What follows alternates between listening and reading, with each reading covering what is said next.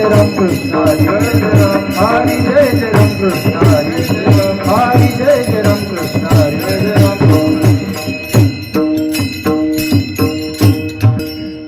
रूप पाहता लोचनी सुख झाले ओ साजनी सुख झाले ओ साजनी सुख झाले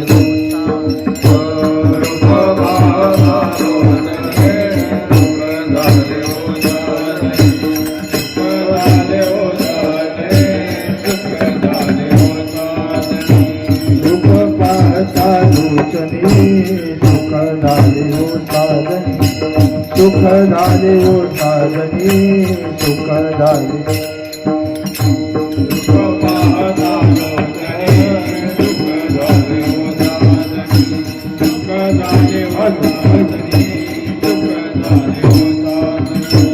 तोहा विठ्ठल बरवा तोहा माधव बरवा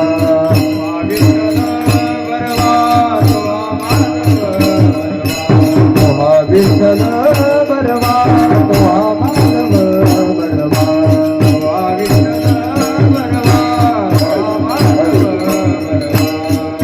विठ्ठल बरवा तोहा माधव बरवा तोहा माधव बरवा तोहा माधव तोहा विठ्ठल बरवा तोहा माधव तोहा माधव सुकृताची जोडी म्हणून विठ्ठली आवडी म्हणून विठ्ठली आवडी म्हणून विठ्ठली आवडी सुकृताची जोडी म्हणून विठ्ठली आवडी म्हणून विठ्ठली आवडी म्हणून विठ्ठली आवडी तोहा विठ्ठल बरवा तोहा माधव बरवा तोहा विठ्ठल बरवा विठ्ठल बरवा तोहा माधव बरवा विठ्ठल बरवा तोहा माधव बरवा तोहा विठ्ठल बरवा तोहा माधव बरवा तोहा माधव बरवा तोहा माधव तोहा विठ्ठल बरवा तोहा माधव बरवा तोहा माधव बरवा तोहा तुमाचे आदर वापर कुमादेवीवर वापर कुमादेवीवर वापर कुमा सर्व तुमाचे आदर वापर कुमादेवीवर वापर कुमादेवीवर वापर कुमादेवीवर तोहा विठ्ठल बरवा तोहा माधव बरवा तोहा विठ्ठल बरवा विठ्ठल बरवा तोहा माधव बरवा विठ्ठल बरवा तोहा माधव तोहा विठ्ठल बरवा तोहा माधव बरवा तोहा माधव बरवा तोहा माधव बरवा तोहा विठ्ठल बरवा तोहा माधव बरवा तोहा माधव बरवा तोहा माधव जय राम कृष्ण हरी जय राम कृष्ण हरी जय राम कृष्ण हरी जय राम हरी जय राम कृष्ण हरी जय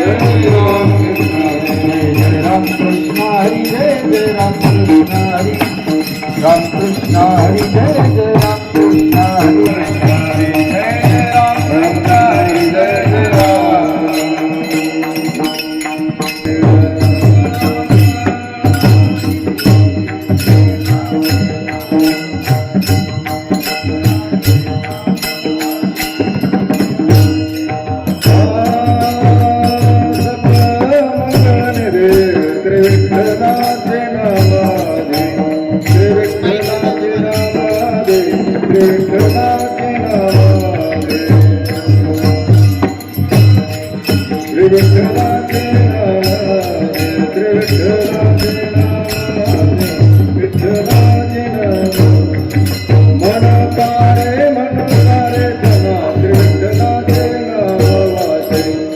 विठ्ठलाचे नाम विठ्ठलाचे नाम वाचे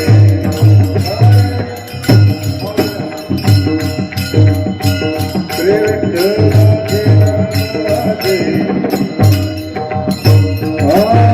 भगीरथ पावन साचे श्री विठ्ठलाचे नाम वाचे श्री विठ्ठलाचे नाम वाचे श्री विठ्ठलाचे नाम वाचे पावन साचे श्री विठ्ठलाचे नाम वाचे श्री विठ्ठलाचे नाम वाचे श्री विठ्ठलाचे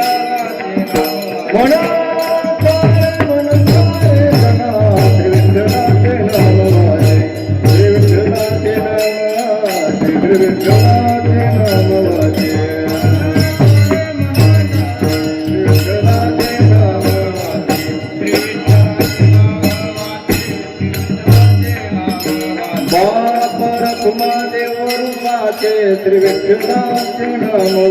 विठ्ठलाचे नाम वाचे श्री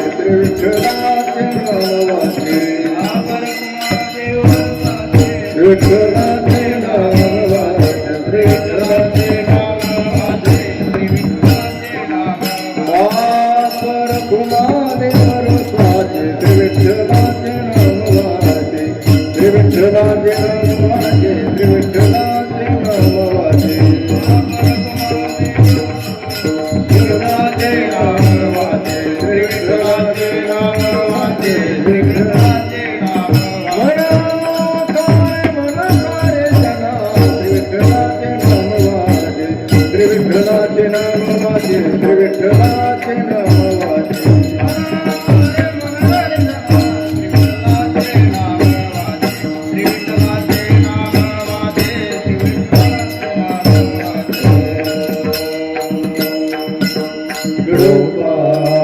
कुमारी ताली वाजव माय बाप कुमारी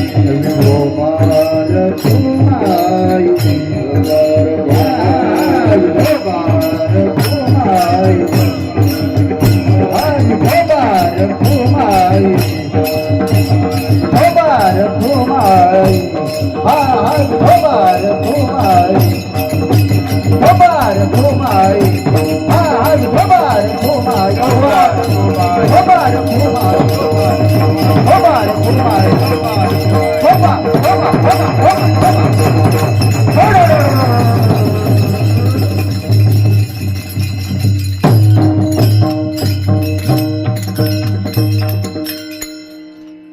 सकळ मंगल निधी सकळ मंगल निधी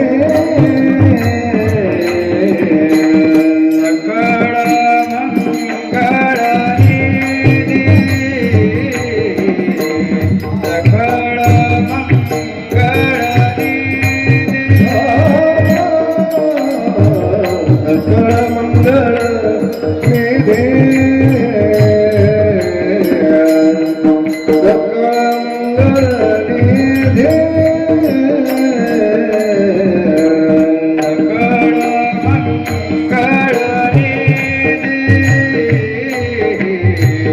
सकळ मंगल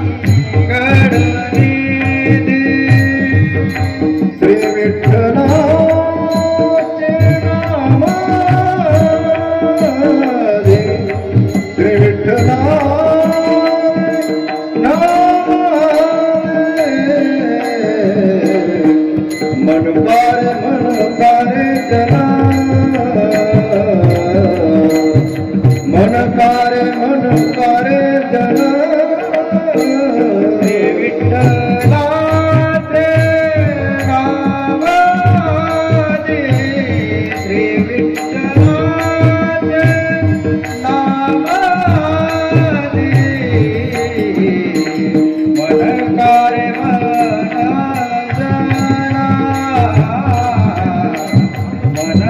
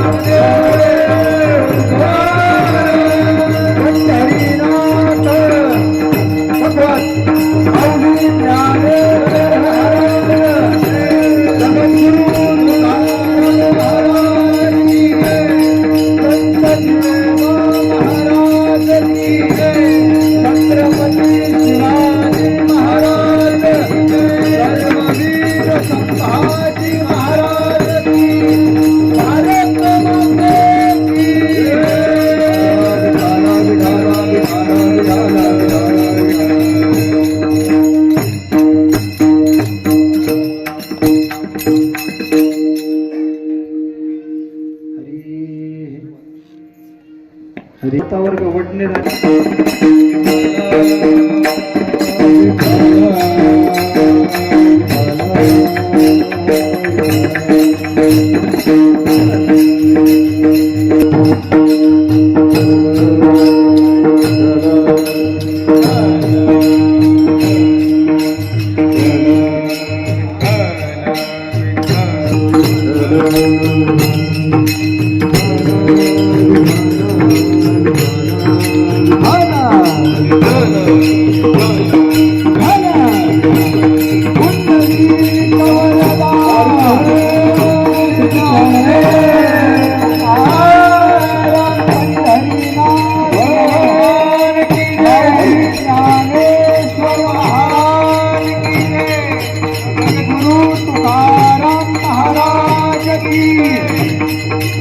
श्री विठ्ठलाचे नामादी मनकारे जना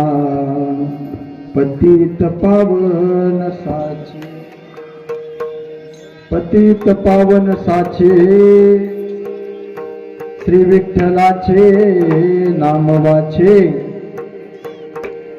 मनकारे जना श्री विठ्ठलाचे नाम वाचे बापर कुमार देवी वरू साचे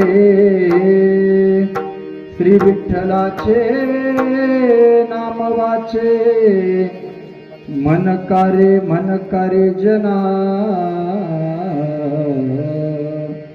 श्री विठ्ठलाचे नाम वाचे विठ्ठल विठ्ठल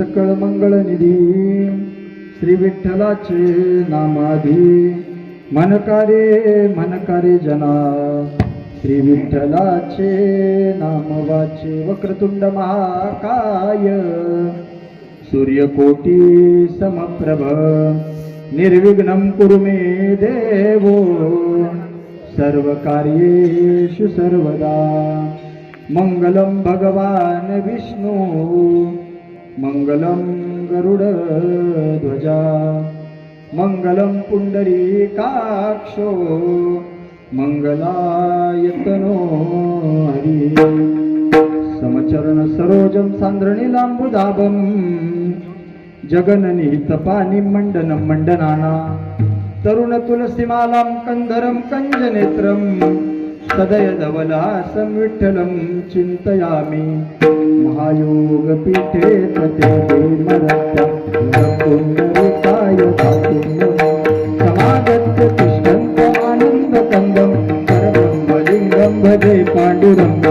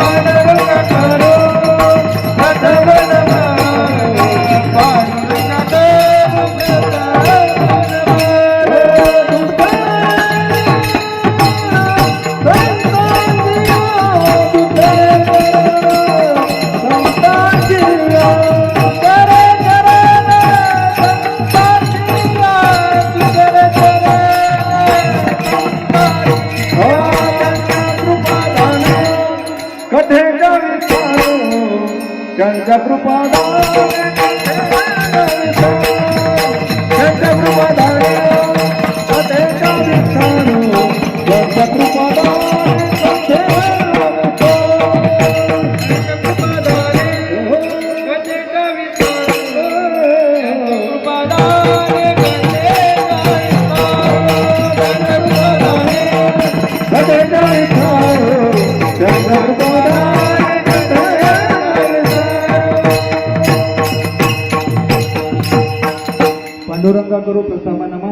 चरण संताचिया त्यांच्या कृपादाने कथेचा विस्तारू बाबाजी सद्गुरु दास तुका जिथे ज्ञान विज्ञान संजीव होते जिथे योग विद्येस सामर्थ्य येते जिथे मानवाला मिळे मोक्ष गाथा तुझ्या पायरीशी सदा नम्र माथा विठ्ठल विठ्ठल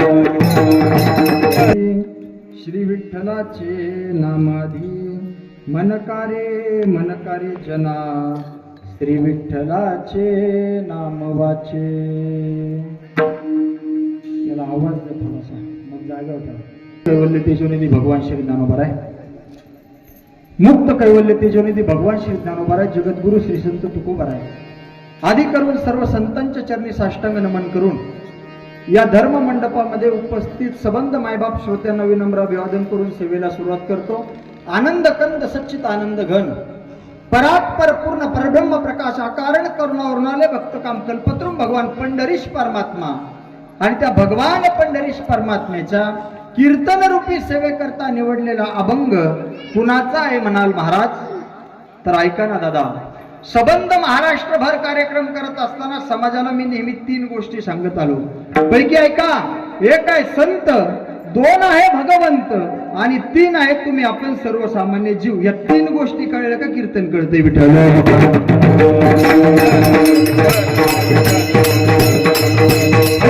एक आहे संत, 2 आहे भगवंत आणि 3 आहे तुम्ही आपण सर्वसामान्य जीव. तुम्हाला आणि मला जन्माला यावंच लागतं. इच्छा राहण्याची असून सुद्धा आयुष्य संपल्याच्या नंतर जावंच लागतं. त्याच्याकरता विश्वमाऊली ज्ञानोबा यांनी गुरुजी 750 वर्षापूर्वी ज्ञानेश्वरीमध्ये एक ओवी खर्च केली. माऊली बोलतात, अगा देहाची गावा आलिया जन्म मृत्यूची सोहळ्या ना म्हणू नये धनंजया जिया परी. तुमचं माझं आयुष्य संपल्याच्या नंतर तुम्हाला मला जावंच लागतं बाळकृष्ण महाराज. त्याच्याकरता मी सबंध महाराष्ट्राला 6 नेत्यांची यादी देत आलो.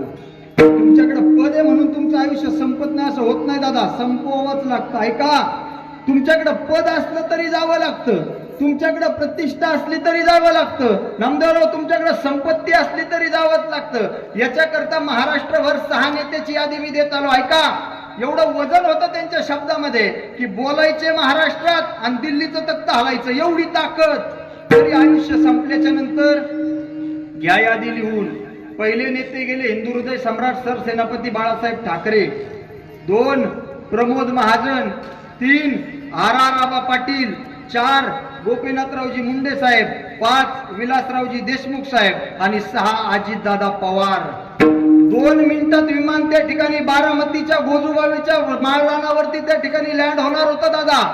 परिस्थिती अशी झाली रामदाने, त्या ठिकाणी हेलिकॉप्टर मध्ये स्फोट घालायला लागले आणि महाराष्ट्राचा स्टँडिंग उपमुख्यमंत्र्याला जावं लागलं. आत्ताच्या 2 मिनिटात जर बाळकृष्ण महाराज ते खाली उतरले असते ना तर 2च मिनिटामध्ये कॅनोआ मार्गे समोर 5-6 पोलीस गाडी, पाठीमागे 5-6 पोलीस गाडी, थाटात अजितदादा पवार त्या ठिकाणी गेले असते. पण आयुष्य संपलं हे त्या गोष्टीचं उत्तर आहे. माऊलींना ज्ञानेश्वरीत ओवीच खर्च करावी लागली. अगा देहाची गावा आलिया जन्म मृत्यूची सोहळ्या ना म्हणू नये धनंजया जिया परी. तुम्हाला मला यावंच लागतं, राहावंच लागतं. इच्छा राहण्याची असताना सुद्धा जावंच. नंबर 2, दुसरे संत, ते स्वतःहून जन्माला येतात. वेळ नाही आपल्याकडे, तुम्हाला प्रमाणाची यादी वाचून दाखवतो. जगाच्या कल्याणा संतांच्या देह कष्टविती झाडू संतांचे मार्ग आडराणी उजळावया आलो वाटा खरा खोटा बुडते जन न देखवे डोळा येतो कळवळा. संत स्वतःहून जन्माला येतात आणि देवाला बाकी आणावं, देवाला आणावं. मग देवाला जन्माला घालणार कोण? कोण? तुम्ही आपण सर्वसामान्य जन हे देवाला जन्माला घालतात. देवाचे भक्त देवाला काय करतात? जन्माला घालतात. मी म्हणतो ना, मी माझ्या पदार्थ नाही सांगत. 400 वर्षापूर्वी नामदेवराय म्हणले, देवा तू कधीचा निमधीचा मी तुझ्या बी आधीचा. कोण म्हणलं?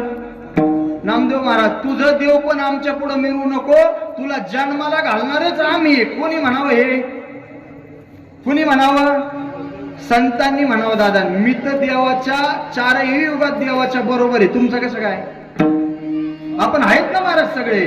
आपला भगवान परमात्मा ज्यावेळेस निद्रिस्त अवस्थेत होता त्यावेळेस तुम्ही आपण सगळे त्याच्या पायथ्याला उभे होतो दादा. आपल्या जगन्यंत्या परमात्म्यानं भगवान श्रीकृष्ण परमात्म्याचा अवतार धारण केला. आपण त्याचे गोपाळ झालो, सवंगडी झालो, देवाच्या बरोबर त्याही युगामध्ये होतो. आपल्या भगवान परमात्म्यानं प्रभू रामचंद्रजींचा अवतार धारण केला. आपण त्या ठिकाणी वानर झालो देवाच्या बरोबर. आता या युगामध्ये आपला जगन्यंता परमात्मा विटेवरती उभा आहे. आपण वारकऱ्याच्या रूपाने जन्माला आलो. संत महात्मे सांगतात, तुम्ही उभे विटेवरी, आम्ही झालो वारकरी, आम्ही झालो वारकरी, आम्ही झालो वारकरी.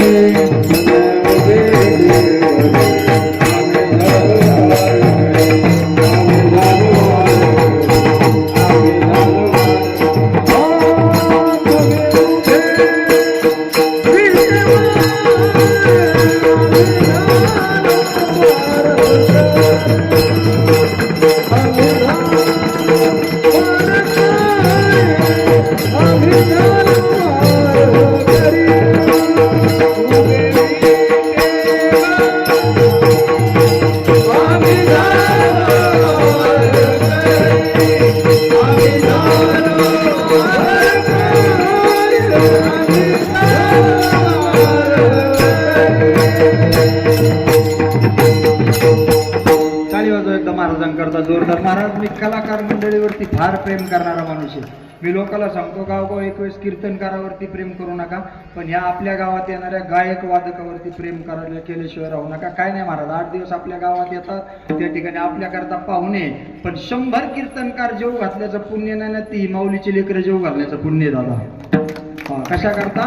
तिथं असल्याच्या नंतर फार साधना करावी लागते महाराज. त्यांना फार माऊलीच्या नावाने त्या ठिकाणी गजर करावा लागतो आणि सगळी मंडळी माऊलीच्या दरबारामध्ये राहतात. माझा मुद्दा लांबेल. एक आहे संत, 2 आहे भगवंत, 3 आहे तुम्ही आपण सर्वसामान्य जीव. देवाला बाकी आणावं लागतं. तुम्ही म्हणाल महाराज कसं काय आणावं लागतं?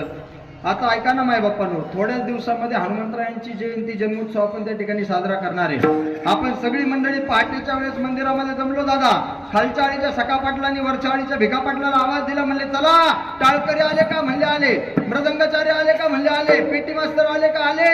संपूर्ण समाज आला का? म्हणले आले. चला, आपल्याला काय साजरा करायचा देवाचा? जन्म जन्म कोणाचा साजरा करायचा आहे? देवाचा. मग देवाला जन्माला घालणार कोण?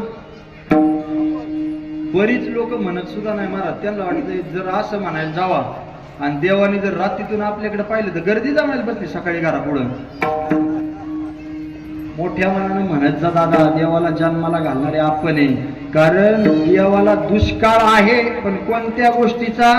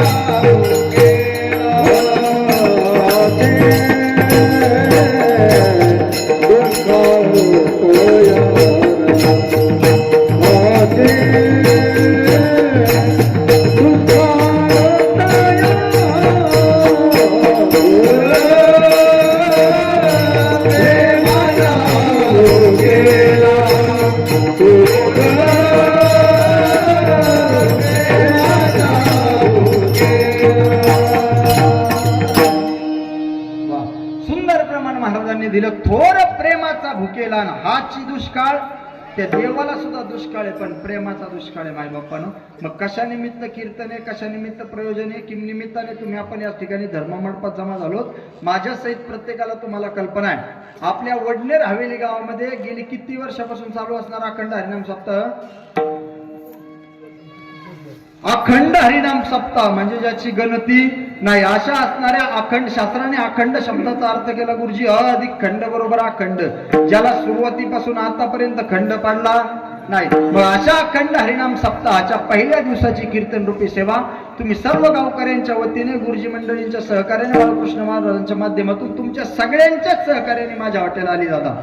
कारण एक वेळेस तपाने दानाने व्रताने तुम्हाला देव भेटू शकतो, पण त्या ठिकाणी संत महात्म्यांची भेटी होऊ शकत नाही. शास्त्रकार बोलतात तपे दाने व्रते गोविंद पै भेटे, पण साधून भेटे भाग्यविन. तुमच्यासारख्या सज्जन माय बाप श्रोत्यांच्या ठिकाणी दर्शनाचा योग, सेवेला सुरुवात. विठ्ठल विठ्ठल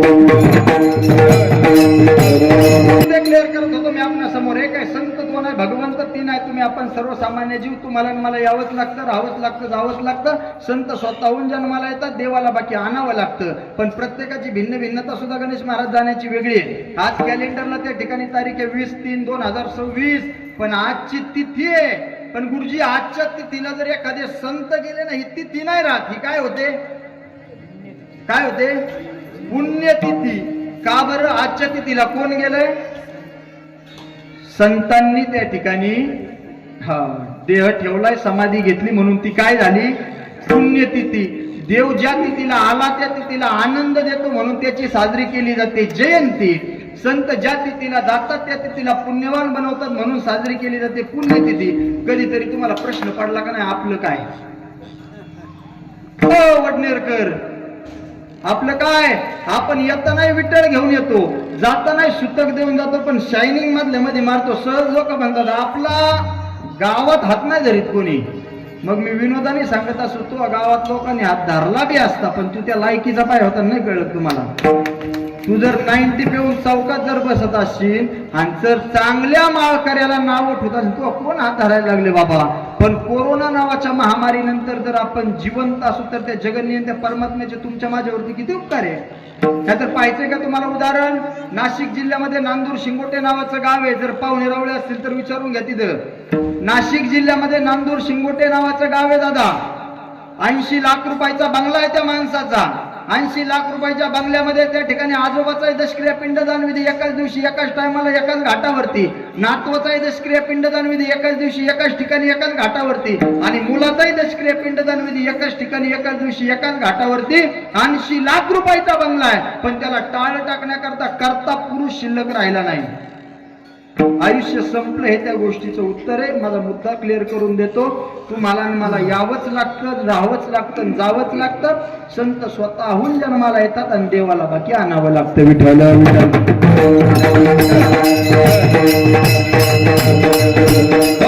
मग आपणा समोर जो अभंग या ठिकाणी प्रतिपादन केलं ना, मी नाही घेतला बुवा, गायनाचार्य मंडळीने या ठिकाणी अभंग घेतला. महाराज आपल्या धंद्यात हितवापशी आपली खरी. आपण म्हणायचं गायनाचार्यांना अभंग तुम्ही कोणता घ्या, त्याच्यावर आपण चिंतन मांडायचं. कारण शिक्षण म्हणजे वाघिणीचं दूध आहे, आणि ज्यानं ते घेतलं ना ते गुरगुरल्याशिवाय नाही राहत दादा. हे आमच्या संतांच्या असणारी आपल्यावरती निश्चित कृपा आहे. विठ्ठल विठ्ठल.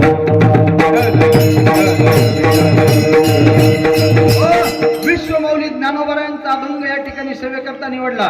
तुम्ही आयोजन सप्त्याचं करा, तुम्ही ग्रामपंचायत लढवा, त्या ठिकाणी सोसायटी लढवा. डोक्यातून हा भ्रम काढून टाका. तुम्ही चांगलं काम केलं म्हणजे लोक तुम्हाला चांगलंच म्हणतील. हा भ्रम पहिला डोक्यातला काढून टाका. आता गट्टेवाडीच्या सप्त्याचं बऱ्यापैकी बाळकृष्ण महाराज तुम्हाला माहिती, आयोजन नियोजन बऱ्यापैकी आम्ही करतो, पण तरी सुद्धा लोक का सोयीची बोलत आहेत का? लोक म्हणतात ते काय फुकट पडत आहेत का? त्यांना काहीतरी मलिदा असेल. नाही कळलं तुम्हाला? तू ये भाऊकर काय झटे, तुला कळलं याच्यात किती मलिदा आहे का? काय का तू का म्हणे अंगी व्हावे ते आपण, आणि तरीच महिमान येईल कळो. इथं पडल्याशिवाय, पाण्यात पडल्याशिवाय पोहता येत नाही त्याप्रमाणे. पण ऐका माय बापानो, संतांचं वाङ्मय आणि वलय सुद्धा असंच होतं. लोकांना संत त्या काळामध्ये कळले नाही. गुरुजी त्या ठिकाणी तुकोबर सांगायचे, अरे ऐका ना गावकऱ्यांनो, देव घ्या कुणी, देव घ्या कुणी. आयता आला घर सोनी. पण लोक म्हणायचे देव न लगे, देव न. बुवा तुमचा देव धर्म तुम्हालाच ठेवा, आम्हाला टाइम. सांगू का मुद्दा तुम्हाला? ऐका दादा, माझे तुकोबरा वैकुंठाला गेले ना, संत कळले का? नाम कळतंय, नाम कळलं का अभंगामध्ये प्रवेश होतो. ऐका, माझे तुकोबरा वैकुंठाला गेले ना, वैकुंठाला गेल्याच्या नंतर 3 वेळा खाली आले. माय मावल्यांना बारकाईने ऐका. पहिली गोष्ट, गेलेला व्यक्ती परत येत नाही, पण येतात ते संत असतात आणि तुमच्या माझ्या उद्धाराकरता येतात. 3 वेळा तुकोबरा वैकुंठावरून खाली आले. 1 आले संताजी जगनाडेंसाठी, 2 आले स्वतःची मुलगी भागीरथीबाईसाठी, आणि 3 आले आपले निळोबाराय पिंपळनेरकरांसाठी. 3 वेळा तुकोबराय खाली आले. घटिका अशी आहे, लोकांना त्या काळात सुद्धा संत नाही कळले. देहू गावामध्ये तुकोबरा दररोज चिंतन मांडायचे बाबा. आणि चिंतन मांडत असताना त्या गावची माळीनबाई येलवडी नावाच्या गावामध्ये जिथं तुकोबरायांची मुलगी दिलती ना भगीरथीबाई, त्या गावात दररोज माळू विकण्याकरता जायची, दररोज माळू विकण्याकरता जायची. आणि तुकोबरायांच्या मुलीचं असणारं प्रेम बापावरती भगीरथीबाई विचारायची, मावशे ती माझ्या बाबानं कसं ग कीर्तन केलं? आणि मग त्या माळीनबाईनं तिला सांगायचं, तुझ्या बाबानं कीर्तनात हे भाव सांगितले, ही भक्ती सांगितली, ही निष्ठा सांगितली. हे भगीरथीबाईला त्या माळीनबाईनं वर्णन करून सांगायचं. एक दिवशी सकाळची वेळ माळीनबाई त्या गावात माळू ऐकण्याकरता गेली. भगीरथीबाई म्हणली, मावशे कसं ग कीर्तन केलं माझ्या बाबानं रात्री? माळीनबाईनं पाठी खाली ठेवली आणि माळीनबाई ढसा रडायला लागली. गावकऱ्यांनो, माळीनबाई नुसती रडली नाही, ती म्हणली, काल नांदुरकीच्या झाडाखालून तुझा माझा देव जगद्गुरु तुकोबरा वैकुंठ गमना करता विमानात बैसून निघून गेले. हे ऐकलं आणि भगीरथीबाई आकांत करायला लागली. काय म्हणते?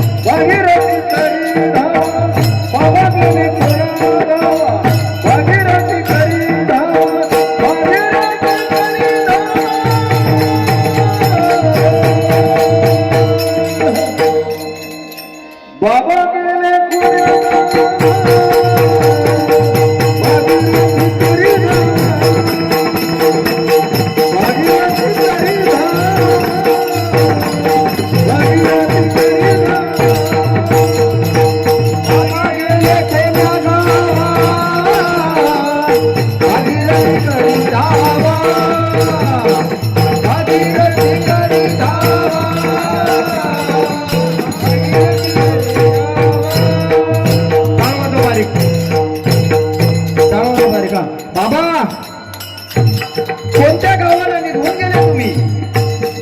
बाबा मला सांगितलं नाही, बाबा माझ्यापर्यंत निरोप पाठवला नाही, बाबा मला सोडून गेला बाबा.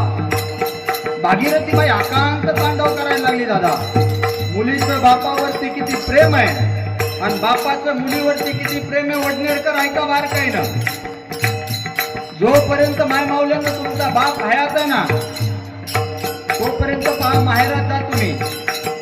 कॉटवरती झोपलेला बाप आहे तुमचा. पाया पडायला गेले तुम्ही, पाया पडायला त्या बापाच्या पाया पडायला गेले ना तुम्ही माहेरात गेल्याच्या नंतर, त्यावेळेस तो बाप एक वाक्य वापरतो, पहा दिदे तू आली पण पाहुणं दिसत नाही. हे म्हणणारा बाप एकदा आपल्या जीवनातून निघून गेला ना दादा, तो बाप परत भेटत नाही. मी सांगतो लोकांना एक उदाहरण, बाळकृष्ण महाराज बीड जिल्ह्यामध्ये त्या ठिकाणी मत्साजोग नावाचं एक गाव आहे. आपण ऐकला प्रसंग, बापाचं मुलीवरती प्रेम आणि मुलीचं बापावरती किती प्रेम आहे. दादा ऐका बारकाईने, हा सिद्धांत त्या ठिकाणी घरी घेऊन जा वडनेरकर. मुलीचं बापावरती किती प्रेम आहे, बापाचं मुलीवरती किती प्रेम आहे. ऐका, तिथले एक सरपंच होऊन गेले पहा, त्यांचं नाव होतं कैलासवासी संतोष अण्णा देशमुख. गुरुजी इतका चांगला माणूस ना, जर कधी त्या मांजर सुंब्याकडं बीडकडं कार्यक्रम असेल ना, तर जरांगे पाटलाचं गाव आहे, त्या गावाचं नाव आहे मातोरी. त्या ठिकाणी आमचं स्टेटस पाहिल्याच्या नंतर संतोष अण्णा देशमुखांना आम्हाला फोन करावा, महाराज आमचा चहा घेतल्याशिवाय जायचं नाही बरं का. इतका गोड असणारा माणूस दादा. त्या सरपंचाची हत्या झाली गुरुजी. का झाली, कशा करता झाली, त्या खोलात मला नाही जायचं, या व्यासपीठावरून तेवढा वेळ नाही आपल्याकडे.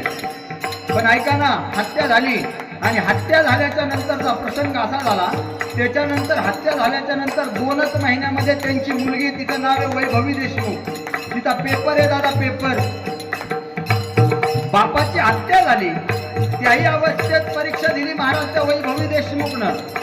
85.33% मार्क आमच्या वैभवी देशमुखला पडले. 6 पत्र्याचं घर आहे बापाचं. असा रस्त्यानं येताना माणूस दिसतो दादा. घराच्या दिशेनं वैभवी देशमुख निघाली, घरी आली. तोपर्यंत महाराष्ट्राच्या मुख्यमंत्र्यांनी फोन केला, वैभवी अभिनंदन तुझं. दोनही उपमुख्यमंत्र्यांनी फोन केला, वैभवी अभिनंदन, बरं का, फार चांगले मार्क मिळाले. भाऊसाहेब महाराज, आमदार, खासदार, कैक जणांनी फोन केले तिला. जी 24 तासचा पत्रकार एक माईकचा फोन घेऊन वैभवी देशमुखच्या समोर गेला. एकानं माईक धरला, एकानं त्या ठिकाणी कॅमेरा धरला आणि वैभवी देशमुखला गोरख भाऊ तो विचारायला लागला, पत्रकार, हे वैभवी 85.33% मार्क मिळाले तुला. अगं किती आनंद झाला नाही का?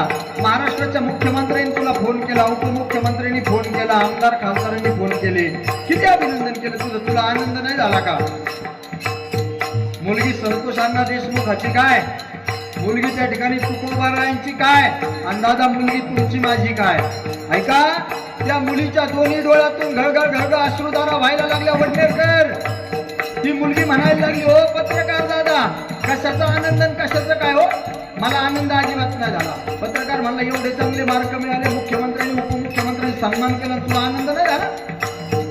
वैभवी देशमुख म्हणते, मला आनंद नक्की झाला असता, पण कधी झाला असता सांगू का तुम्हाला? 6 पत्र्याचं घर आहे माझ्या बापाचं, कैलासवासी संतोष अण्णा देशमुखांचं. 85.33% मार्कलिस्ट मी बाळकृष्ण महाराज घेऊन घराच्या दिशेने निघाले असते. माझा बाप कैलासवासी संतोष अण्णा देशमुख दारात उभा राहिला असता. 85.33% मार्कलिस्ट मी बापाच्या हातात दिली असते, माझ्या बापाच्या पाया पडली असते. माझ्या बापानं मला त्या ठिकाणी कवेत घेतलं असतं, म्हणजे मला मिठी मारली असती आणि माझ्या बापाच्या डोळ्यात पाणी आलं असतं. माझा बाप एक वाक्य बोलला असता, वैभवी फार चांगले मार्क मिळाले तुला, असंच घरादाराचं नाव रोशन कर. त्यावेळेस मला आनंद झाला असता. आता मला महाराष्ट्राच्या मुख्यमंत्र्यानं काय, देशाच्या पंतप्रधानांना फोन केला तरी आनंद नाही व्हायचा. ही अवस्था वैभवी देशमुखची झाली. ती अवस्था आमच्या भगीरथीबाईची झाली. भगीरथीबाई म्हणते, त्या ठिकाणी वर्णन करते, बाबा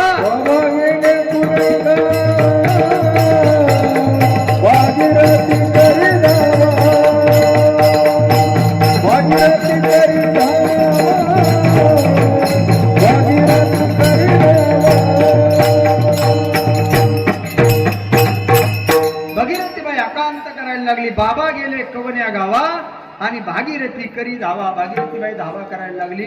माझे तुकोबरा वैकुंठावरून खाली आले. महाराज, माझा बाप वैकुंठावरून खाली आलाय हे पाहिल्याच्या नंतर भगीरथीबाईला किती आनंद झाला असेल ना, किती आनंद झाला असेल वडनेरकर.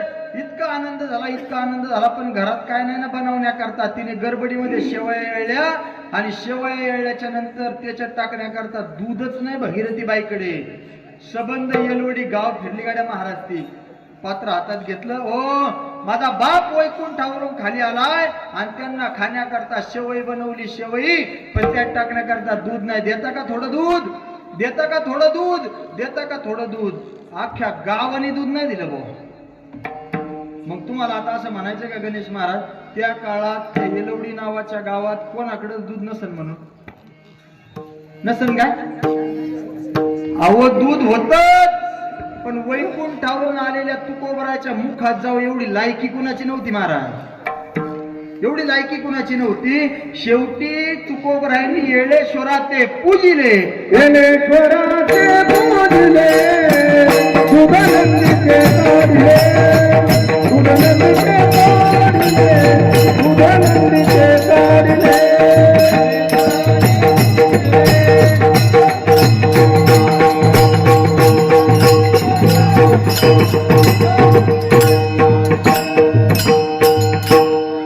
येळेश्वरा ते पूजिले आणि दूध नंदीचे.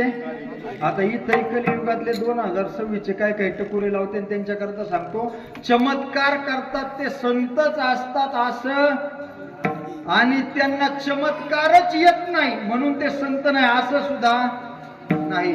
पण संत म्हणायचं कुणाला, ऐका ना दादा, संत नव्हती जगा माणसाच्या सारखे. आपल्यासारखे जरी दिसत असले तरी त्यांना सर्वसामान्य माणूस म्हटल्यात नव्हतं. काय म्हणावं लागायचं, व्यक्तीचं महत्व व्यक्तीच्या समकालीन नाही कळत, व्यक्तीचं महत्व व्यक्ती जिवंत असताना नाही कळत. या अभंगामध्ये प्रवेश करत असताना आणखी एक सिद्धांत तुम्हाला सांगतो, ऐका.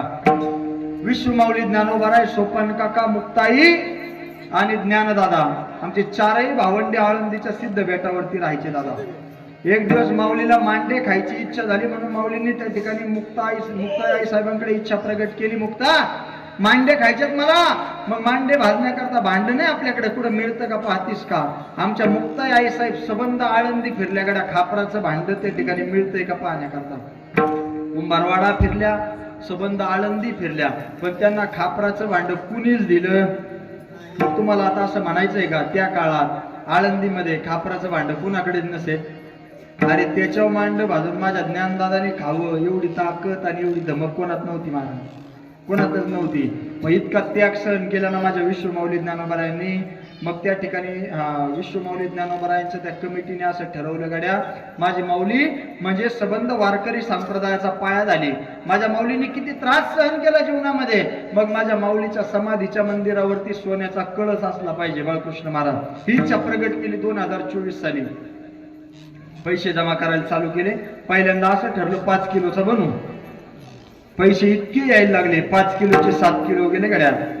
7 किलोचे गणेश महाराज 10 किलो गेले, 10 किलोचे 14 किलो गेले, 14 किलोचे 18 किलो गेले, 18 किलोचे 20 किलो गेले आणि शेवटच्या टायमाला माझ्या विश्वमाऊली ज्ञानोबारायांच्या समाधीच्या मंदिरावरती 22 किलो सोन्याचा कळस बसला. किती किलोचा? किती किलोचा? त्याची आजच्या दृष्टीने मार्केटनुसार किंमत पाहिली तर 22 कोटी रुपये. मग विचार करा वडनेर हवेलीकर, त्यावेळेस खापराच्या भांड्याची किंमत काय असेल हो?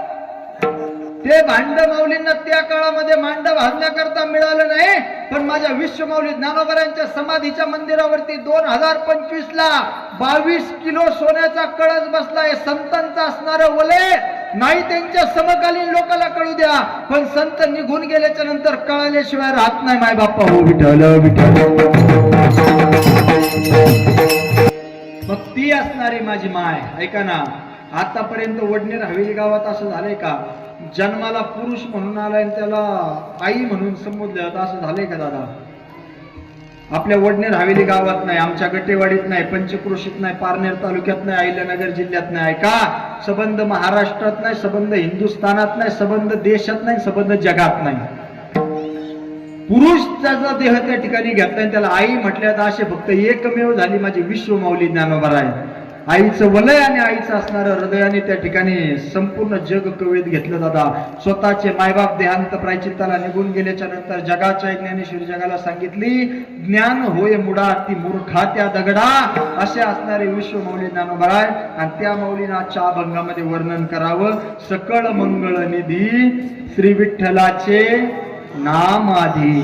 सकळ मंगळ निधी श्री विठ्ठलाचे, त्या देवाचं नाम जर काय घ्यायचं असेल जन्माला आल्याच्या नंतर, त्या जगन्य त्या परमात्म्याचं नाम पहिल्यांदा घ्या.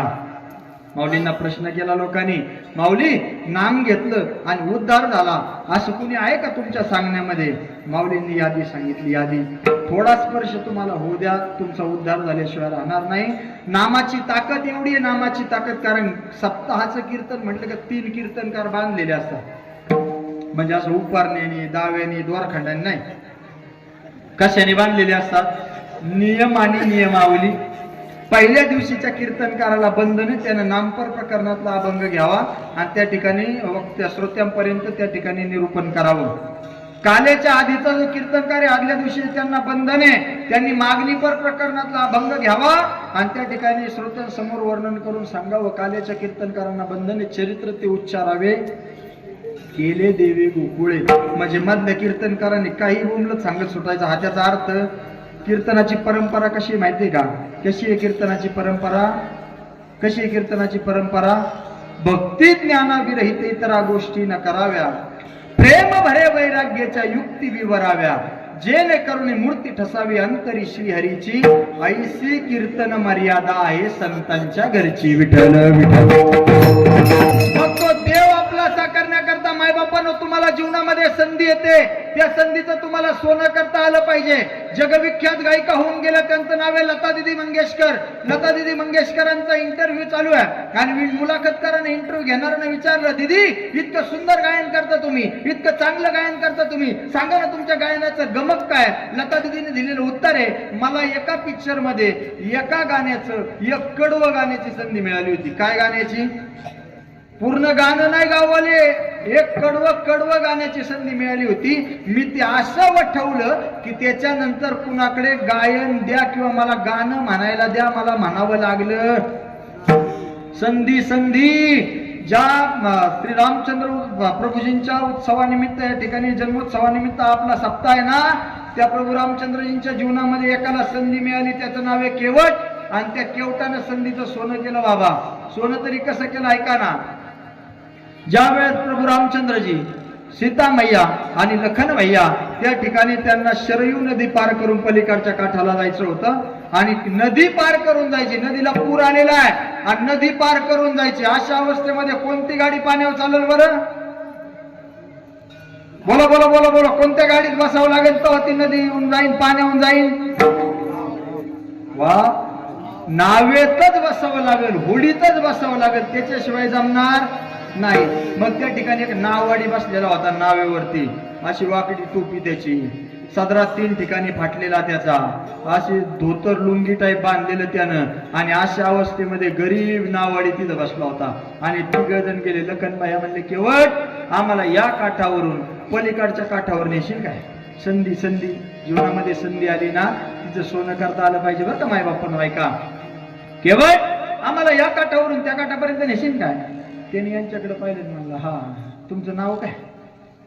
लखनबाया म्हणले, हे जगाचे बाप प्रभू रामचंद्रजी, ही त्यांची असणारी अर्धांगिनी सीतामैया आणि मी त्यांचा लहान भाऊ लखनबाया. तो म्हणला, नेला सगळ्या तुम्हाला, पण आता भिकाऱ्याला नेईन, पण तुम्हाला नाही न्यायची. तुम्हाला नाही कळलं का? तुम्हाला नक्की न्यायला असतं, पण आता भिकाऱ्याला नेईन, पण तुम्हाला नेणार. लखनबाया म्हणले, साक्षात भगवंत तुझ्या समोर उभे, तू असं म्हणतो नेणार नाही, त्याचं काय कारण आहे? म्हणलं, रामायण मी बी ऐकले, मी बी वाचले, आणि त्याच्यात एक चौपाई आली डायरेक्ट. कोणती आली? मैंने चरणों की महिमा सुनी है प्रभू, नाव लकड़ी की मेरी पुरानी प्रभू. मी ऐकलंय देवा, तुमच्या चरणाची महती मी ऐकली. इकडे यायच्या टायमाला ज्या वेळेस तुम्ही 3 जण निघाले होते, गौतम ऋषीची का त्या ठिकाणी असणारी पत्नी होती, तिचं नाव अहिल्या. शिळा होती, मनुष्य झाली, थोर कीर्ती वाखानिली. यांचा पाय लागला तर दगडाची बाई झाली. मी किती गरीब आहे, 1 टाइम 2 टाइम खायची भरांता घरी आहे माझ्या. मग त्या जर दगडाची बाई झाली आणि तुम्ही जर नावेत बसले नाही, नावेची बाई झाली, 2 कशा काय सांभाळायच्या? नाही कळलं तुम्हाला? मी तुम्हाला नेणार नाही. मग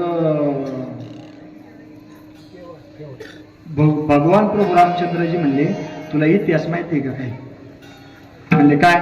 म्हणले, अरे रामायण वर्णन करून सांगते. काय सांगते तुला माहित नाही का? त्या ठिकाणी तिचं पातिव्रत्य हरण केलं होतं अहिल्याचं. गौतम ऋषींनी तिला शाप दिला होता, प्रभू रामचंद्र जीवनाच्या दिशेनं जातील, त्यांचा पाय लागेल आणि तू त्या ठिकाणी तुझा उद्धार होईल. हे रामायण तू ऐकलं नाही का? म्हणला, मला बाकीचं सांगूच नका, मी ती ऐकायला बसलोच नाही. पण एक काम करा, याच्यावरती मध्य निघू शकतो एक. म्हणले, कोणता मध्य? म्हणले, मला हे बी माहिती आहे, तुमच्या पायाने नव्हती ती बाई उठली, रजकणाने, तुमच्या पायाच्या असणाऱ्या मातीने कणाने ती मनुष्य झाली होती. मग मला तुमचे पाय धुवायची संधी द्या, मी तुम्हाला पलीकडच्या काठावर न्यायला तयार आहे. दादा, नाव मागणारा साक्षात जगन्नियंता परमात्मा आहे, आणि ज्याच्याकडे मागितली तो एकदम त्या ठिकाणी गरीब असणारा नाववाडी गड्या. पण त्याच्या जीवनात संधी आली, संधी, आणि त्याने ठरवलं या संधीचं सोनच करायचं गड्या वडनेरकर. तो म्हणला, मला पाय धुवायची संधी द्या, परवानगी द्या, मी तुम्हाला पलीकडच्या काठाला घेऊन जायला तयार आहे. महाराज, परवानगी देण्यात आली. कारण बऱ्याच वेळेला असं होते, बाबाला म्हणजे आजोबाला जर बाहेर गावाला कुठं जायचं असलं ना महाराज, आणि नातू जर पाठीमागे लागला ना, ते बाबाला म्हणतो मला तुझ्या बरोबरच यायची. बाबा म्हणतो, अरे मी लय गडबडीच्या कामाला चाललो, येऊ नको. ते म्हणतो, नाही नाही मी येणार म्हणजे येणारच. मग बाबा म्हणतो, आता एक काम कर, गाडी बस, मी तुला दुकानात नेतो, खायला घेतो, आणि परत माघारी आणून सोडितो, तेव्हा मी जातो. ते पोरग तेव्हा तयार होतं. काय दिल्याच्या नंतर? खाऊ दिल्याच्या नंतर, मध्य काढल्याच्या नंतर. नाही ते काय, मी गाडी सोडित नाही, मी तुमच्या बरोबर येणार. पण ऐका ना, मग इथं काहीतरी मध्य काढावं लागणार आहे ना. मग भगवान प्रभू रामचंद्रजी म्हणले, ठीक आहे, पाय धुवायची ना, नक्की धु, चल. पाय धुतल्याच्या नंतर आम्हाला पलीकडच्या काठेवरती सोड.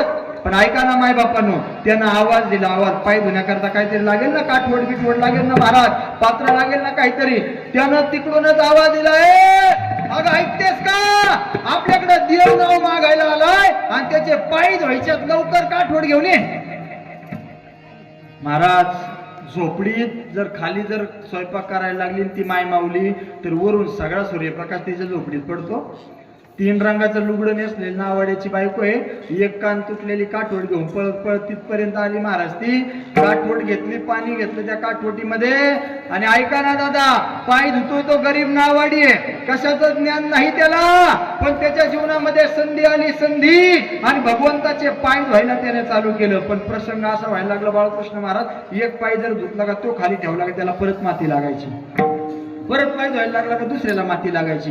मग नावाडी म्हणला हे जर असंच चाललं पाय धुवा धुई तर 9:30 9:15 का वाजता कळण ग मला जेवायची ना. मग कवरच नाही चालण्यात उपयोग, मग लवकर लवकर धुवा ना, पटक्यात जाणार पुढच्या कडेला. मग त्यांनी मध्ये काढला गाड्या. नावाडी म्हणला एक काम करा, एक तर पायी माझ्या पाठीवरती ठेवा, नाही तर माझ्या मस्तकावरती ठेवा. अलगद आधार देण्यात आला महाराज त्या ठिकाणी पाठीचा. दोनही पाय धुवून झाले, नाव मध्यापर्यंत गेली. तो नावाडी मोठ्याने हसायला लागला. गुरुजी मोठ्याने हसायला लागला तो नावाडी हसायला लागला. नावाडी हसून ती घालून त्याच्याकडे पाहतात आणि नावाडी म्हणला कसं फसवलं तुम्हाला, कोणाला फसवलं का ना, मला कसं फसवलं. म्हणले फसवलं ना आम्हाला, कसं काय रे. म्हणले कशाची बाई कशाचं काय, मी काय रामायण ऐकलं नाही काय. म्हणले ती आई गौतम ऋषीची पत्नी होती, ती मनुष्य होणारच होती, पण मग लखन भैया म्हणले आमचा अर्धा तास खाल्ला ना तो पाय धुण्यामध्ये. तो कशा करता खाल्ला. ते म्हणले ऐका ना देवा, अरे गरीब नावाडी आहे मी, कधी मरल माझा भरोसा नाही. माझी बायको 3 रंगाचं लुगडं नेसते, तिला दुसरं लुगडं बदलण्याकरता लुगडं नाही. अरे इतका गरीब नावाडी आहे मी, ज्या काठवटीमध्ये भाकरी करतो तिचा एक कान तुटलेला आहे. देवा तुम्ही माझ्याकडे परत कधी याल का नाही हे मला माहिती नाही. तुम्ही माझ्याकडे नाव मागायला आले, ही माझ्या जीवनात आलेली संधी आहे, पण तुमचे पाय धुतले हे मी ते संधीचं केलेलं सोनं आहे. हा नाव मागितली तुम्ही माझ्याकडं, ही माझ्या जीवनातली संधी आहे, पण त्या संधीचा फायदा घेऊन तुमचे पायच धुतले, ही असणारे संधीचं सोनं आहे. हे संत कळाले की त्या ठिकाणी भगवंताचं नाम कळत असतं. आणि विश्वमौली ज्ञानोबा अभंगाच्या पहिल्या कडव्यात सांगतात सकळ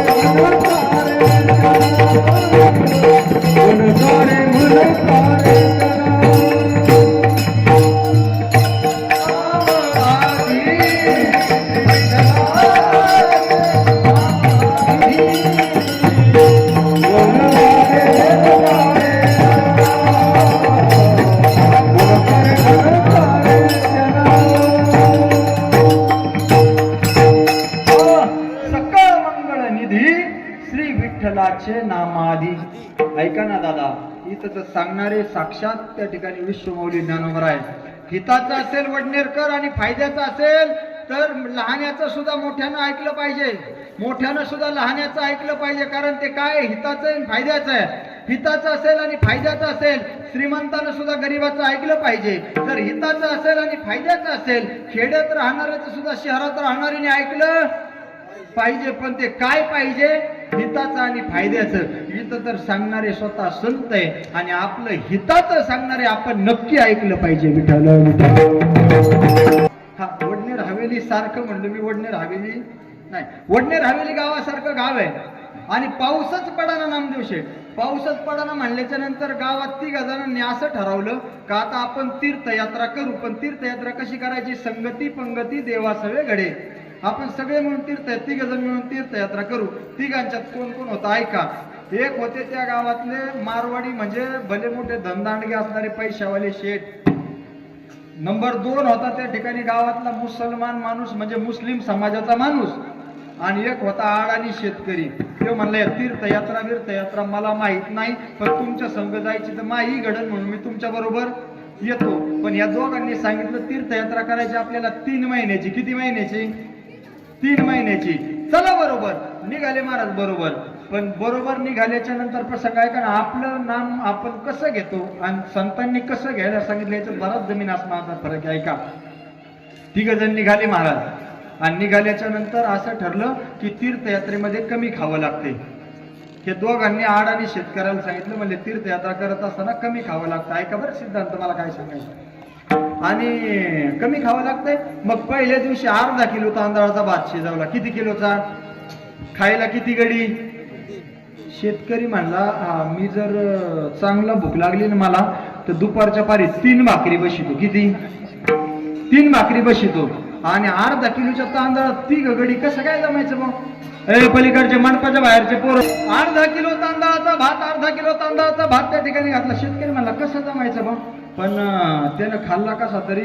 झोपकायची ती महाराज रातभर ह्या कुशीहून त्या कुशीहून सकाळी उठला आणि त्याने पिशी भरली. म्हणला आम्ही जातो आमच्या गावात, आमचा राम राम घ्यावा, ती देवदर्शन, ती वारीन, ती तीर्थयात्रा तुमची तुम्हाला लकलाभ, आपले जमत नाही. हे म्हणले अरे कशामुळे चालला? म्हणले अर्धा किलो तांदळात 3 जण कुठं असेल का? आपल्याला जमायचंच नाही, आपल्याला टिचून खायला लागत. मग ते म्हणले आज आपण पर्याय करू, आज आपण 1 किलो तांदळाचा शिजू. म्हणले बरं बघू आजचे दिवस प्रयत्न करू. त्या दिवशी त्यांनी 1 किलो तांदळाचा भात शिजवला. पण ठरलं असं, इकडं भात शिजायला घातला आणि म्हणले तिघांनी बी झोपायचं. आणि ज्याचं सगळ्यात चांगलं स्वप्न पडलेलं सांगन त्याला सगळ्यात जास्त भात खायला. 3 गडी झोपले. आता ते 2 झोपले, पण याला झोपच लागणार ना. कोणाला? हा शेतकरी. म्हणजे तुम्ही जागे, म्हणजे तुम्ही ऐकताय, ऐका बारकाय. या शेतकऱ्याला झोपच लागणार ना. ह्या कुशी होतोय, त्या कुशी बाळकृष्ण महाराज. तोपर्यंत भाताचा इतका खमंग वास सुटला गड्या, असा वास सुटला भाताचा, शेतकऱ्याला झोपच नाही लागली. हा झोपतून उठला, भाताच्या पातेल्यापाशी गेला, सगळा भात डब करून टाकला. कोणी? शेतकऱ्याने. परत जाऊन झोपला जसं काय मी काही केलंच नाही. मग आता हे 2 जण उठले ना, यांना भूक लागली ना, भुकेने व्याकुळ झाले, उठले ते, आणि याला उठवायला लागले. कोणाला? आता जो खरंच झोपलाय त्याला उठवणं लय सोपं आहे महाराज, पण ज्यानं झोपत सोंग घातले त्याला लय अवघड. याला उठ, उठ. तुम्ही काय झाले? पण ते म्हणले भात शिजून मोकळा झालाय, चल ना. म्हणजे शिजला काय भात? मग तो डोळे चोळीत उठला. आणि मग सगळेजण म्हणले सांगा बरं आपापलं स्वप्न. तो म्हणला मी आड आणि गरीब शेतकरी, मायापासून नका चालू करू, तुमच्यापासून करा, तुम्ही मोठाले, म्हणजे तुमच्यापासून चालू करा. मग मारवाडी शेठला म्हणले सांगा तुमचं स्वप्न. मारवाडी शेठ म्हणला आम्ही पैशावाले माणसं, आमचा देव मोठा. मी झोपलो, बद्रीनाथ केदारनाथला गेलो, तिथं गेल्याच्या नंतर देव मला साक्षात प्रसन्न झाला. देवाने सांगितलं जेवढी प्रॉपर्टी आता आहे त्याच्यापेक्षा जास्त प्रॉपर्टी तुला भेटल, पण तू फक्त नीतिमत्तेनं कमव, सोडून या धन, उत्तम व्यवहारे आणि उदास विचारे. नुसतं कमावलेलं गाठीला गाठी बांधून ठेवू बी नको, ते कुठंतरी सप्त्यात पंक्ती दान धर्म करायला घाल, नाही तर धोत्राला गाठीन बँकेत कोटी नाही कळलं तुम्हाला. असं काय करू नको. कमावलेलं सप्त्यात दान धर्माचारा घालायला चालू कर. म्हणलं इतकं भारी स्वप्न माझं. मुसलमान समाजाच्या माणसाला म्हणले सांगा तुझं स्वप्न. ते म्हणला मी मुस्लिम समाजाचा, माझा देव म्हणजे माझा अल्लाह, मैं 7 आसमान के ऊपर था, मेरा अल्लाह मुझे बोला जितना तो अभी अमीर है उससे भी ज्यादा अमीर बन जाएगा, म्हणजे याच्यापेक्षा जास्त पैशावाला बनशील, पण चालू आहे त्याच पद्धतीने तुझा दिनक्रम चालू राहू दे, त्यात बदल करू नको. हे कोण म्हणलं? मुस्लिम समाजाचा, मुसलमान समाजाचा माणूस. शेतकऱ्याला म्हणले सांग तू स्वप्न. तो म्हणला तुम्ही सगळे दोघं मोठाले गाड्या, तुमचे देव मोठाले, मी गाव सोडून पुढे गेलोच नाही. महादेव म्हणजे आपल्या गावातला मारुती.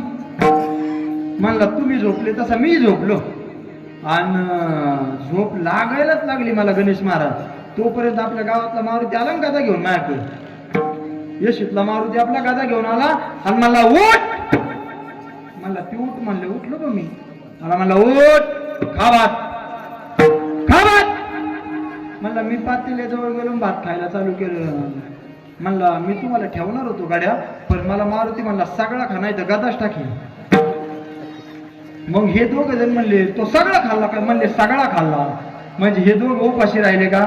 विचार हा करायचा नाही. कधी कधी गरीब सुद्धा श्रीमंताला फसवू शकतो महाराज, पण आपण एकाच गोष्टीमुळे उद्धारू शकतो, ती आहे नामाची ताकद. मग ते नाम कसं आहे? संत महात्मे सांगतात नाम चांगले चांगले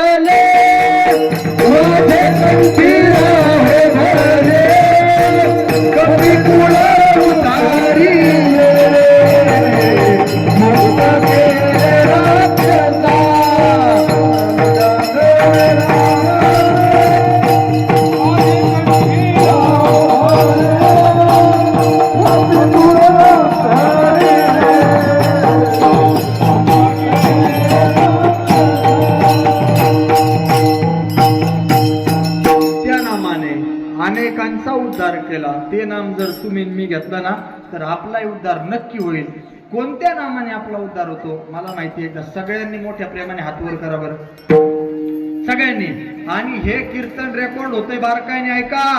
उद्या जर तुम्ही युट्यूबला टाकलं ना नवनाथ महाराज गट यांचं वडनेरचं कीर्तन तर सबंध महाराष्ट्र नाही सबंध हिंदुस्थानात हे कीर्तन जाते.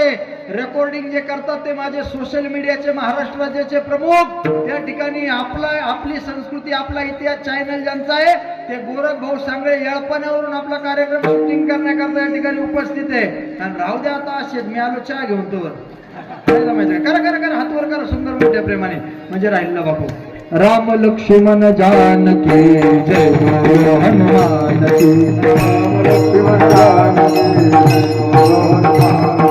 राम लक्ष्मण जानकी जय बोलो हनुमान की. राम लक्ष्मण जानकी जय बोलो हनुमान जय बोलो हनुमान की. जय बोलो हनुमान की जय बोलो हनुमान की. जय बोलो हनुमान की. राम लक्ष्मण जानकी जय बोलो हनुमान की.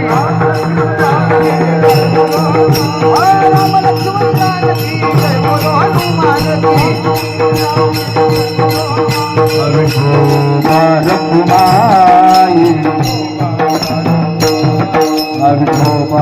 रघुमाई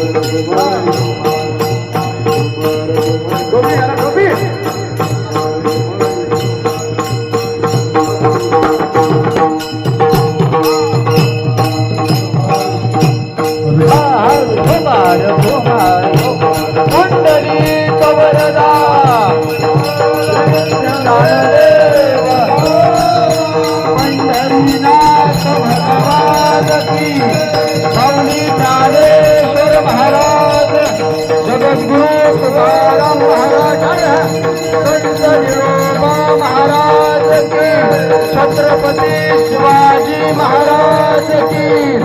धर्मवीर संभाजी महाराज भारत माते की. मंगळनिधी श्री विठ्ठलाचे नामाधी मनकारे जना श्री विठ्ठलाचे नाम वाचे. पतित पावन साचे श्री विठ्ठलाचे नाम वाच. परमात्म्याचं नाम घेतल्याशिवाय राहू नका. विठ्ठल विठ्ठल.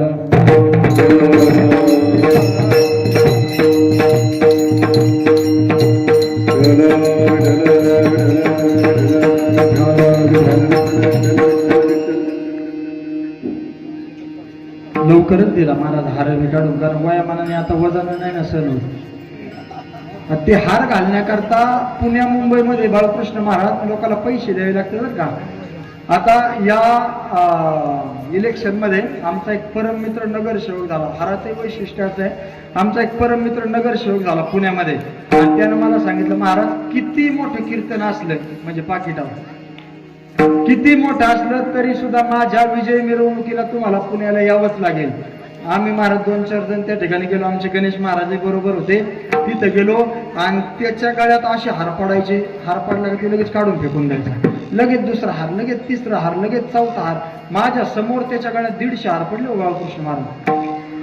मी त्याच्याजवळ गेलो म्हणलं नाम्या माझ्याकडे आता मित्रच म्हणल्यावर तेव्हाच लोकांसाठी नामदेव शेठ होता पण आपल्यासाठी नामाच होता ना महाराज वर्ग मित्र असल्या कारणानं. म्हणलं नामा माझ्याकडे तुझी म्हणलं माझ्या समोर 150 हार गळ्यात पडले तू माझ्या आधी किती पडले म्हणलं त्याचं गणित नाही पण तू एवढं बारकाईने काय बघतोय म्हणलं इकडं तिकडं. ते म्हणलं इकडे तुम्हाला सांगतो. त्याने मला जवळ बोलवलं आणि तो म्हणला महाराज सकाळीच 500 हाराचे पैसे खिशातून दिले तेव्हा 300 गळ्यात पडल्यात. मी तो ज्याच्याकडे पैसे दिले ते त्याला पाहतो अजून 200 हाराचे पैसे गेले कुठं नाही कळलं का तुम्हाला अजून तुमच्या वायरी लूज म्हणजे लोकांना हे हार घालून घेण्याकरता पैसे खर्च करावे लागतात. जेव्हा 500 हाराचे पैसे द्यायचे तेव्हा किती गळ्यात पडणार 300. पण महाराज इथं नाही संप्रदायामध्ये या ठिकाणी लोकांचं असणारं प्रेम आहे. पण या ठिकाणी ऐका नामाचं महत्व वर्णन करत असताना विश्वमौली ज्ञानोबरायांचा या ठिकाणी अभंग आपणासमोर गायला, आपणासमोर या ठिकाणी प्रतिपादन केला. महाराष्ट्रभर कार्यक्रम करत असताना, भगवत चिंतन त्या ठिकाणी मांडत असताना एकच विनंती लोकांना करत असतो, तुका म्हणे अंगे व्हावे ते आपण, तरीच महिमाने येईल कळो.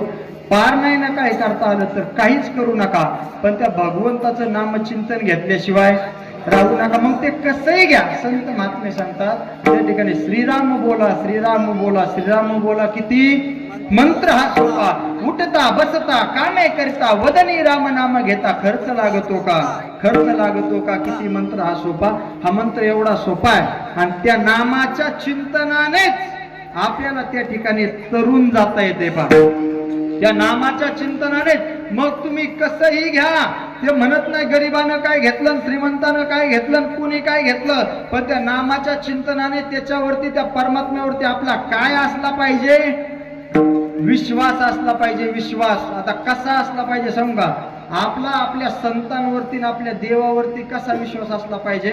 जसा आईने सांगितलं ना, भाऊ हा तुझा बाप, की कोणी आतापर्यंत ऑब्जेक्शन घेतलंय का, हाच का बाप. वडनेरकर कुणी आतापर्यंत ऑप्शन त्या ठिकाणी संशयच नाही घेतला की हाच का बाप. तसा आपल्या परमात्म्याने त्या ठिकाणी संतांनी दाखवला ना, हाच देव, की हाच देव, याच्यापेक्षा वेगळा देव नाही. संतांच्या वचनावरती विश्वास ठेवायला शिका. आणि एकदा का संतांच्या वचनावरती विश्वास ठेवला ना, आपली नय्यत त्या ठिकाणी पार झाल्याशिवाय राहणार नाही. पण संत कोणाला म्हणतात, ऐका दादा, जैसा आम का पेड़, कोणत्या संतांच्या संगतीत जायचं तेही बारकाईने पाहिलं पाहिजे ना. जैसा आम का पेड़ वैसा संत का हेत, नीचे से मारे पत्थर ऊपर से फल देत. संतांचं हृदय असं असतं, जसं आंब्याच्या झाडाला नास्तिकाने दगड मारा तरी काय देतो मृदंगाचार्य, सुंदर आंबाच देतो. आणि आस्तिकाने दगड मारा तरी काय देतो, त्यांना संत म्हणतात. एका गावामध्ये 25 शिष्य परिवारासह संत आले. पहा महात्मे आले आणि महात्मे आल्याच्या नंतर महात्म्यांचं बाळकृष्ण महाराज इतकं चांगलं स्वागत केलं ना गावानं. महात्मे आले हे कळल्याच्या नंतर प्रत्येकाच्या घरी सडा सामर्जन आहे, प्रत्येकाच्या घरी ज्ञानेश्वरी आहे, प्रत्येकाच्या घरी गाथा आहे, प्रत्येकाच्या घरी त्या ठिकाणी हरिपाठ आहे, प्रत्येकाच्या घरी हनुमान चालीसा आहे. आणि सगळ्यांनी इतकं आदरातिथ्य त्या ठिकाणी केलं त्या महाराजांचं, त्यांच्या बरोबर असणाऱ्या 25-30 शिष्यांचं इतकं आदरातिथ्य केलं, इतकं आदरातिथ्य केलं. प्रत्येकाच्या घरी पुरणपोळ्याचा स्वयंपाक आहे. प्रत्येक जण म्हणायचे, महाराज या ना आमच्या घरी जेवण करा, महाराज या ना आमच्या घरी जेवण करा. महाराजांनी सांगितलं, आता मी थांबू शकत नाही, 2 दिवस तुमच्या गावात विश्रांती घेतली. बहती नदीवर चलता साधू, फिरता साधू, असं आमचं असणार तत्व आहे, त्याच्यावर मला जावं लागेल, आता थांबून जमणार. निघाले महाराज साधू गावाच्या बाहेर निघाले. त्यांनी गावाकडे पाहिलं. गड्या 10 ते 12 मिनिटं थांबायचं, मला बारकाईने ऐका. साधूंनी त्या ठिकाणी गावाच्या दिशेनं नजर मारली बाळकृष्ण महाराज, आणि साधूंनी गावाकडे पाहून एक वाक्य उद्देशलं गायनाचार्य. ते म्हणले, तुमचं गाव वस पडो. आणि साधू पूर्ण गेले. एक शिष्य त्या ठिकाणी तत्वज्ञानी होता, हुशार होता, कारण करिता स्वामी सवेवाद अधिका अधिका आनंद. तो म्हणला, गुरुजी मला काय हे पटलं नाही गाड्या, एवढं आदरातिथ्य केलं या गावाने आपलं, तरी तुम्ही काय शाप दिला यांना, तुमचं गाव वस पडो. ते म्हणले, तुला आत्ताच नाही कळायचं, चल पुढं. दुसऱ्या गावात गेले महाराज. त्याच दिवशी गाव इतकं नास्तिकाचं होतं, इतकं नास्तिकाचं होतं भाऊसाहेब मामा भालेकर, इतकं नास्तिकाचं होतं की साधू आलेत हे कळल्याच्या नंतर लोकांनी फ्रीज मधून अंडे घेतले, त्यांना फेकून मारायला चालू केले. सडका भाजीपाला फेकून मारला आणि इतकी अवहेलना केली, इतकी प्रतारणा केली साधूची. गाव पूर्ण नास्तिकाचं. साधू गावाच्या बाहेर पडले आणि साधूंनी गावाच्या दिशेनं नजर मारली. म्हणले, बरं का रे गाववाल्यानो, तुमची याच गावात भरभराट हो. काय वाक्य वापरलं? शिष्य म्हणला, गुरु महाराज तुम्ही मला जोड्यानं मारा, पण मला या 2 गोष्टीतलं साम्य सांगा, 2 गोष्टीतला संदर्भ सांगा, मला काय कळलं नाही गड्या. ते गाव आस्तिकाचं आहे, तिथं म्हणले तुमचं गाव वस पडो, आणि हे गाव नास्तिकाचं आहे, म्हणले याच गावात भरभराट हो, असं कसं काय? साधू महात्म्यांनी सिद्धांत सांगितला. बाळा इकडे तुला सांगतो, पाठीमागचं जे गाव आहे ना गुरुजी, ते पूर्ण आस्तिकाचं गाव आहे. प्रत्येकाच्या घरी त्या ठिकाणी हरिपाठ आहे, ज्ञानेश्वरी आहे, हनुमान चालीसा आहे, गीता गाथा सर्व आहे त्यांच्या घरी. हे गाव जर वस पडलं ना, तर ह्या गावातली लोक बाहेर पडतील. आणि ज्या गावात हरिपाठ होत नाही ना, हनुमान चालीसा होत नाही, तिथं हनुमान चालीसा चालू करतील. नाही कळत तुम्हाला? जिथं सप्ते होत नाही तिथं सप्ते चालू करतील. आणि संपूर्ण विष्णुमय जग आणि वैष्णवांचा धर्म या उक्तीप्रमाणे त्या ठिकाणी सगळ्यांना आस्तिक बनवतील. मग या गावाला का या ठिकाणी असा शाप दिला की तुमची याच गावात भरभराट हो. ऐक ना बाळा, ह्या गावात हे गाव जर ओस पडलं आणि याच्यातली लोक जर बाहेर पडली तर ह्या अवलादी चालू सप्ते बंद पाडतील. नाही कळलं का तुम्हाला? आणि यांची जर इथंच भरभराट झाली ना तर ही लोक इथंच नास्तिक गाव एक म्हणून राहिलेलं काय वाईट नाही, पण सगळी गावं नास्तिक होण्यात काय मजा. याला म्हणायचं साधू संतकरण ज्ञानेश्वर. या सुंदर असणाऱ्या विश्वमौली ज्ञानोबरांच्या अभंगावरती आपण या ठिकाणी चिंतनाचं प्रतिपादन केलंय. कीर्तन लेट सुरू झालं होतं मायबापानो, शेवटचे 10 मिनिटं तुमचे घेतो. सगळं कीर्तन मिश्र आतापर्यंत माझं, काय हरकत नाही, पण इथून पुढे 10 मिनिटं सर्वांगाचे कान करून ऐका. कारण इथून पुढे जे मी सांगणार आहे ते बरेच आमची लोक सांगण्याची हिंमत करत नाही. हे टिकलं पाहिजे तर सत्य टिकत असतात. बारकाईने ऐका. 5-6 गोष्टी समाजाला आतापर्यंत सांगत आलो दादा. पहिली गोष्ट दारूबंदी करा. या हिंदुस्थानला ज्या तरुण तडफदार मर्द मराठ्यांची गरज आहे तेच तरुण आता व्यसनाच्या आरी जायला लागले. अरे जाम पर जाम पीने से क्या फायदा, सुबह पियोगे शाम को उतर जाएगी, लेकिन एक बार तू हरिनाम का प्याला तो पीते देख तेरी जिंदगी सुधर जाएगी. पहिली गोष्ट दारूबंदी करा. आणि मला चांगलं माहिती असं बोलल्याच्या नंतर सुद्धा लोक बाळकृष्ण महाराज टाळ्या वाजित, हे वाजित येतात बरं का टाळ्या, पण पुढं वाजित येत माहितीये का? एखादं राजकीय भाषण असावं आणि मग नेता गावात यावा एखादा, तो गणेश महाराज सहज म्हणतो गावकऱ्यानो, घाबरण्या ना कोणी तिकडे, गावकऱ्यानो गेल्या 5 वर्षामध्ये आपल्या गावाचं जेवढं वाटोळं झालं, जर तुम्ही मला परत या पंचवार्षिकला निवडून दिलं तर याच्यापेक्षा जास्त वाटोळं करायचा मी प्रयत्न करीन. नाही कळलं का तुम्हाला? मग लोकांच्या टाळ्या बघायच्या, कारण तिथे लाडून भेळ असतील शेवटला खायला. अरे इथं तर पंगत आहे, इथं तर महाप्रसाद आहे का? पहिली गोष्ट दारूबंदी करा. दुसरी गोष्ट गावागावात हरिनाम सप्ते करा. हरिनाम सप्त्याने काय झालं? शास्त्रांची 9 प्रकारची भक्ती सांगितली, त्यात नंबर 1 ची भक्ती श्रवण भक्ती. नाही इथं बसू द्या, बाहेर बसल्याच्या नंतर एखाद्याच्या कानावरती नाम गेलं ना त्याचा उद्धार झाल्याशिवाय राहत नाही. पण महाराष्ट्रातलं भीषण वास्तव, ज्याच्या बापाला वाटत आहे गावात नाम यज्ञ नाम सोहळा सप्ताह झाला पाहिजे, त्याच्याच पोराला वाटत आहे गावात 1,20,000 रुपये देऊन गौतमी पाटलाचा कार्यक्रम आला पाहिजे. ती एक बाई जन्माला आली पाटलाची खानदान मातीत घालायला, आणि आपली तरुण पिढी तिचे नाच गाण्याचे कार्यक्रम त्या ठिकाणी बघायला लागले. दुसरी गोष्ट गावागावात हरिनाम सप्ते करा. नंबर 3 आपल्या हिंदू धर्माचं रक्षण करा. हिंदू धर्म एवढा श्रेष्ठ आहे, हिंदू धर्म एवढा बलवान आहे. अरे परक्यांनी सुद्धा लिहून ठेवी अशी हिंदू धर्माची आख्यायिका आहे दादा.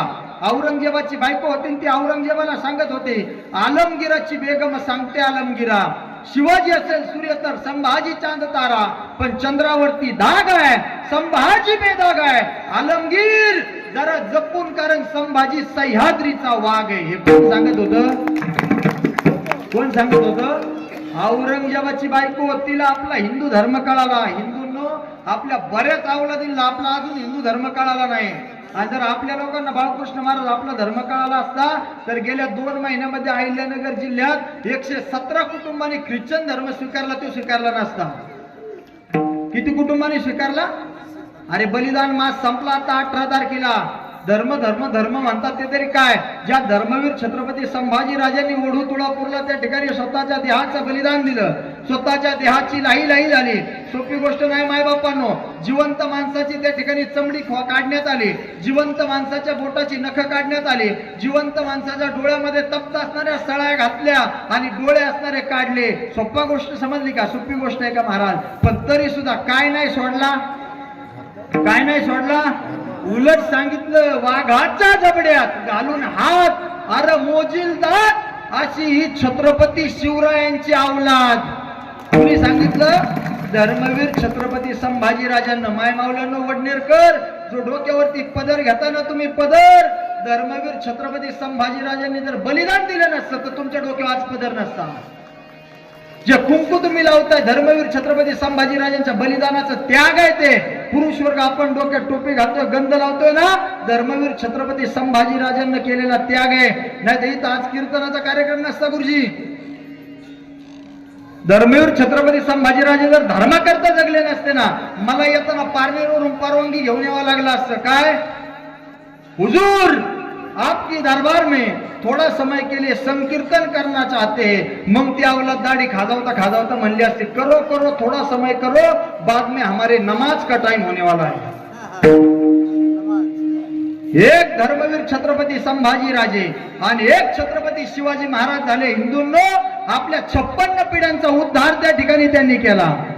पण आपल्यालाच आपला धर्म नाही कळाला। पुढचं वाक्य सांगतो, पहलगामला एक हल्ला झाला। पहलगामला आपण सगळी सोशल मीडिया वापरणारी गणेशराव विलासराव आपण मंडळी सगळी सोशल मीडियाद्वारे आपण नामदेव शेठ पाहणारी मंडळी सगळी।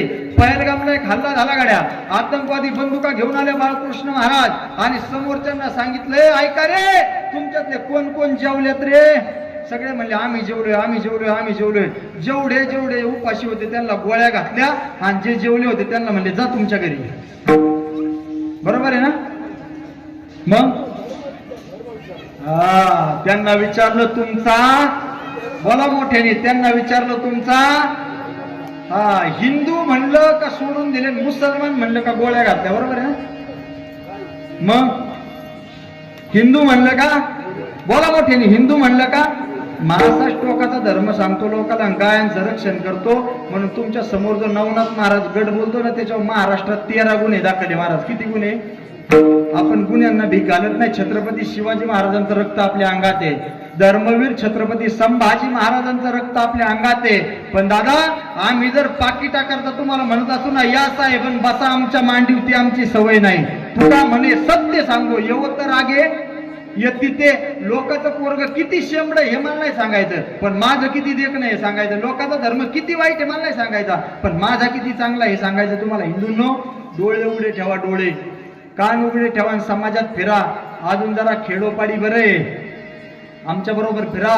मुंबई सारख्या ठिकाणी कुलाब्याला, गणेश मूर्ती नगरला फिरा महाराज। संध्याकाळची जर वेळ झाली ना तर सप्तेच्या ठिकाणी होत नाही।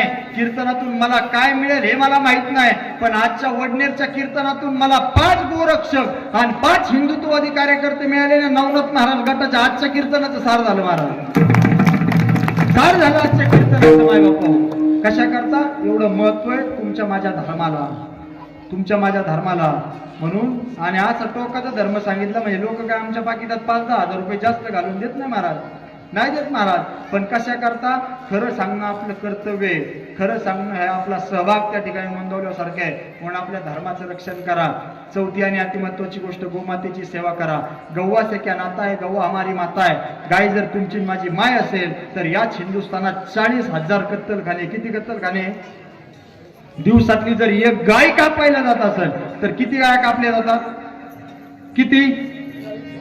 40,000 दररोज। हिंदूंनो, तुम्हाला माहित नसेल पण महाराष्ट्रातला सगळ्यात मोठा कत्तलखाना आपल्या नगर जिल्ह्यात आहे। कुठे आहे माहितीये का बऱ्याच लोकांना? तिकडून आष्टी खडकतचा काही भाग आणि इकडून नगरचा काही भाग, गणेशराव माही जळगाव जर सोडलं ना आपण तर खडकत नावाचं गाव लागतं आणि खडकत नावाच्या गावाजवळ तिकडून आष्टीचा काही भाग आलाय आणि आपल्या नगरचा काही भाग कर्जत आणि जामखेडच्या मध्ये सगळ्यात मोठा कत्तलखाना आहे, त्याला खडकतचा कत्तलखाना म्हणतात आणि तो महाराष्ट्रातला सगळ्यात मोठा कत्तलखाना आहे। माझे एक परम मित्र आहे, जुन्नर तालुक्यात बाळकृष्ण महाराज त्यांचं गाव आहे आणि त्यांचं नाव आहे शिवशंकर स्वामी। पोराचं वय आहे 27-28 आणि 28व्या वयात त्या शिवशंकर स्वामीवरती कसा यांचा 2 कोटीचा इनाम आहे। किती कोटीचा? किती कोटीचा? 2 कोटीचा। त्या दिवशी खडकतला रेड झाली गड्या दादा, आम्ही बरोबर शिवशंकर स्वामींना आम्ही त्या ठिकाणी बरोबर होतो। आमच्या गाड्यांचा पाठलाग करण्यात आला। माही जळगाव पर्यंत कसं आहे आमच्या गाड्यांचे पाठलाग करत होते। जर यदा कदाचित त्या दिवशी आम्ही त्यांच्या ताब्यात सापडलो असतो तर आम्ही आमच्या परिवारासाठी मेलो असतो का? आम्ही आमच्या कुटुंबासाठी मेलो असतो का? कधीतरी आपण धर्माच्या बाबतीत गाफील राहता कामा नये। आमची आई अडाणी आहे, अक्षर शत्रू आहे, पण ती म्हणते बाळा आपण आपल्या पायाशी भांडलं पाहिजे। आपणच जर आपली गाय कसायाच्या दावणीला बांधली नाही, त्याच्या बापाची ताकद आहे का आपल्या दावणीत सोडून न्यायची? पहिली चूक आपली असते, पहिली चूक ही आपली असते। मग ऐका ना दादा, आपण जीवन जगत असताना 3 जगणं आहे ना ते समाजाकरताय। 1 जगा देवासाठी, 2 जगा देशासाठी आणि 3 जगा धर्मासाठी। या 3 गोष्टीसाठी जर जीवन तुमचं समर्पित होत असेल तर तुमचं जीवन धन्य आहे। नाहीतर तुकोबाराय म्हणतात तुमचं जीवन धिक आहे। म्हणजे काय आहे? धिक्कारण्यासारखं जीवन आहे, धिक्कारण्यासारखं। अरे कुटुंबासाठी तर सगळेच जगतात दादा, कुटुंबासाठी तर सगळेच जगतात, पण कधीतरी समाजाकरता जगायला शिका. कधीतरी त्या ठिकाणी समाजाकरता जगायला शिका. तुम्हाला पारनेर तालुक्यातली घटना माहिती, 2-3 मिनिटात थांबायचं आपल्याला. गेल्या वर्षी 1.5 वर्ष होत आला आता जवळपास, राळेगण, थेरपाळ आणि त्या परिसरातून 52 वासरं नगरच्या हरामखोर कुरेशी नावाच्या कसायानं गाडीमध्ये भरले होते गणेशराव. 52 वासरं त्या ठिकाणी त्याने गाडीमध्ये भरले.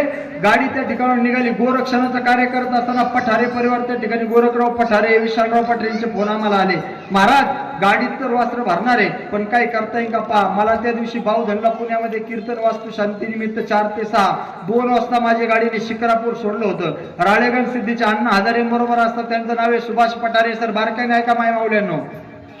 त्या सुभाष पठारे सरांना फोन केला, म्हणलं आबा गाडी येणार आहे राळेगण सिद्धी मार्गे, काय करता येते का पाहता का.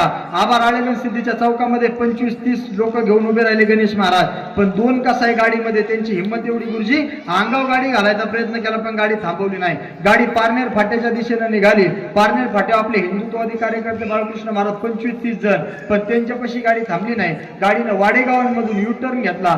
गाडी नगरच्या दिशेने निघाली. मसन फाट्याच्या टोल नाक्याच्या अलीकडं अशोक लेले नावाचा टेम्पो त्या टेम्पोला आडवा लावला आणि ती गाडी त्या अशोक लेलँड नावाच्या टेम्पोला धडकली.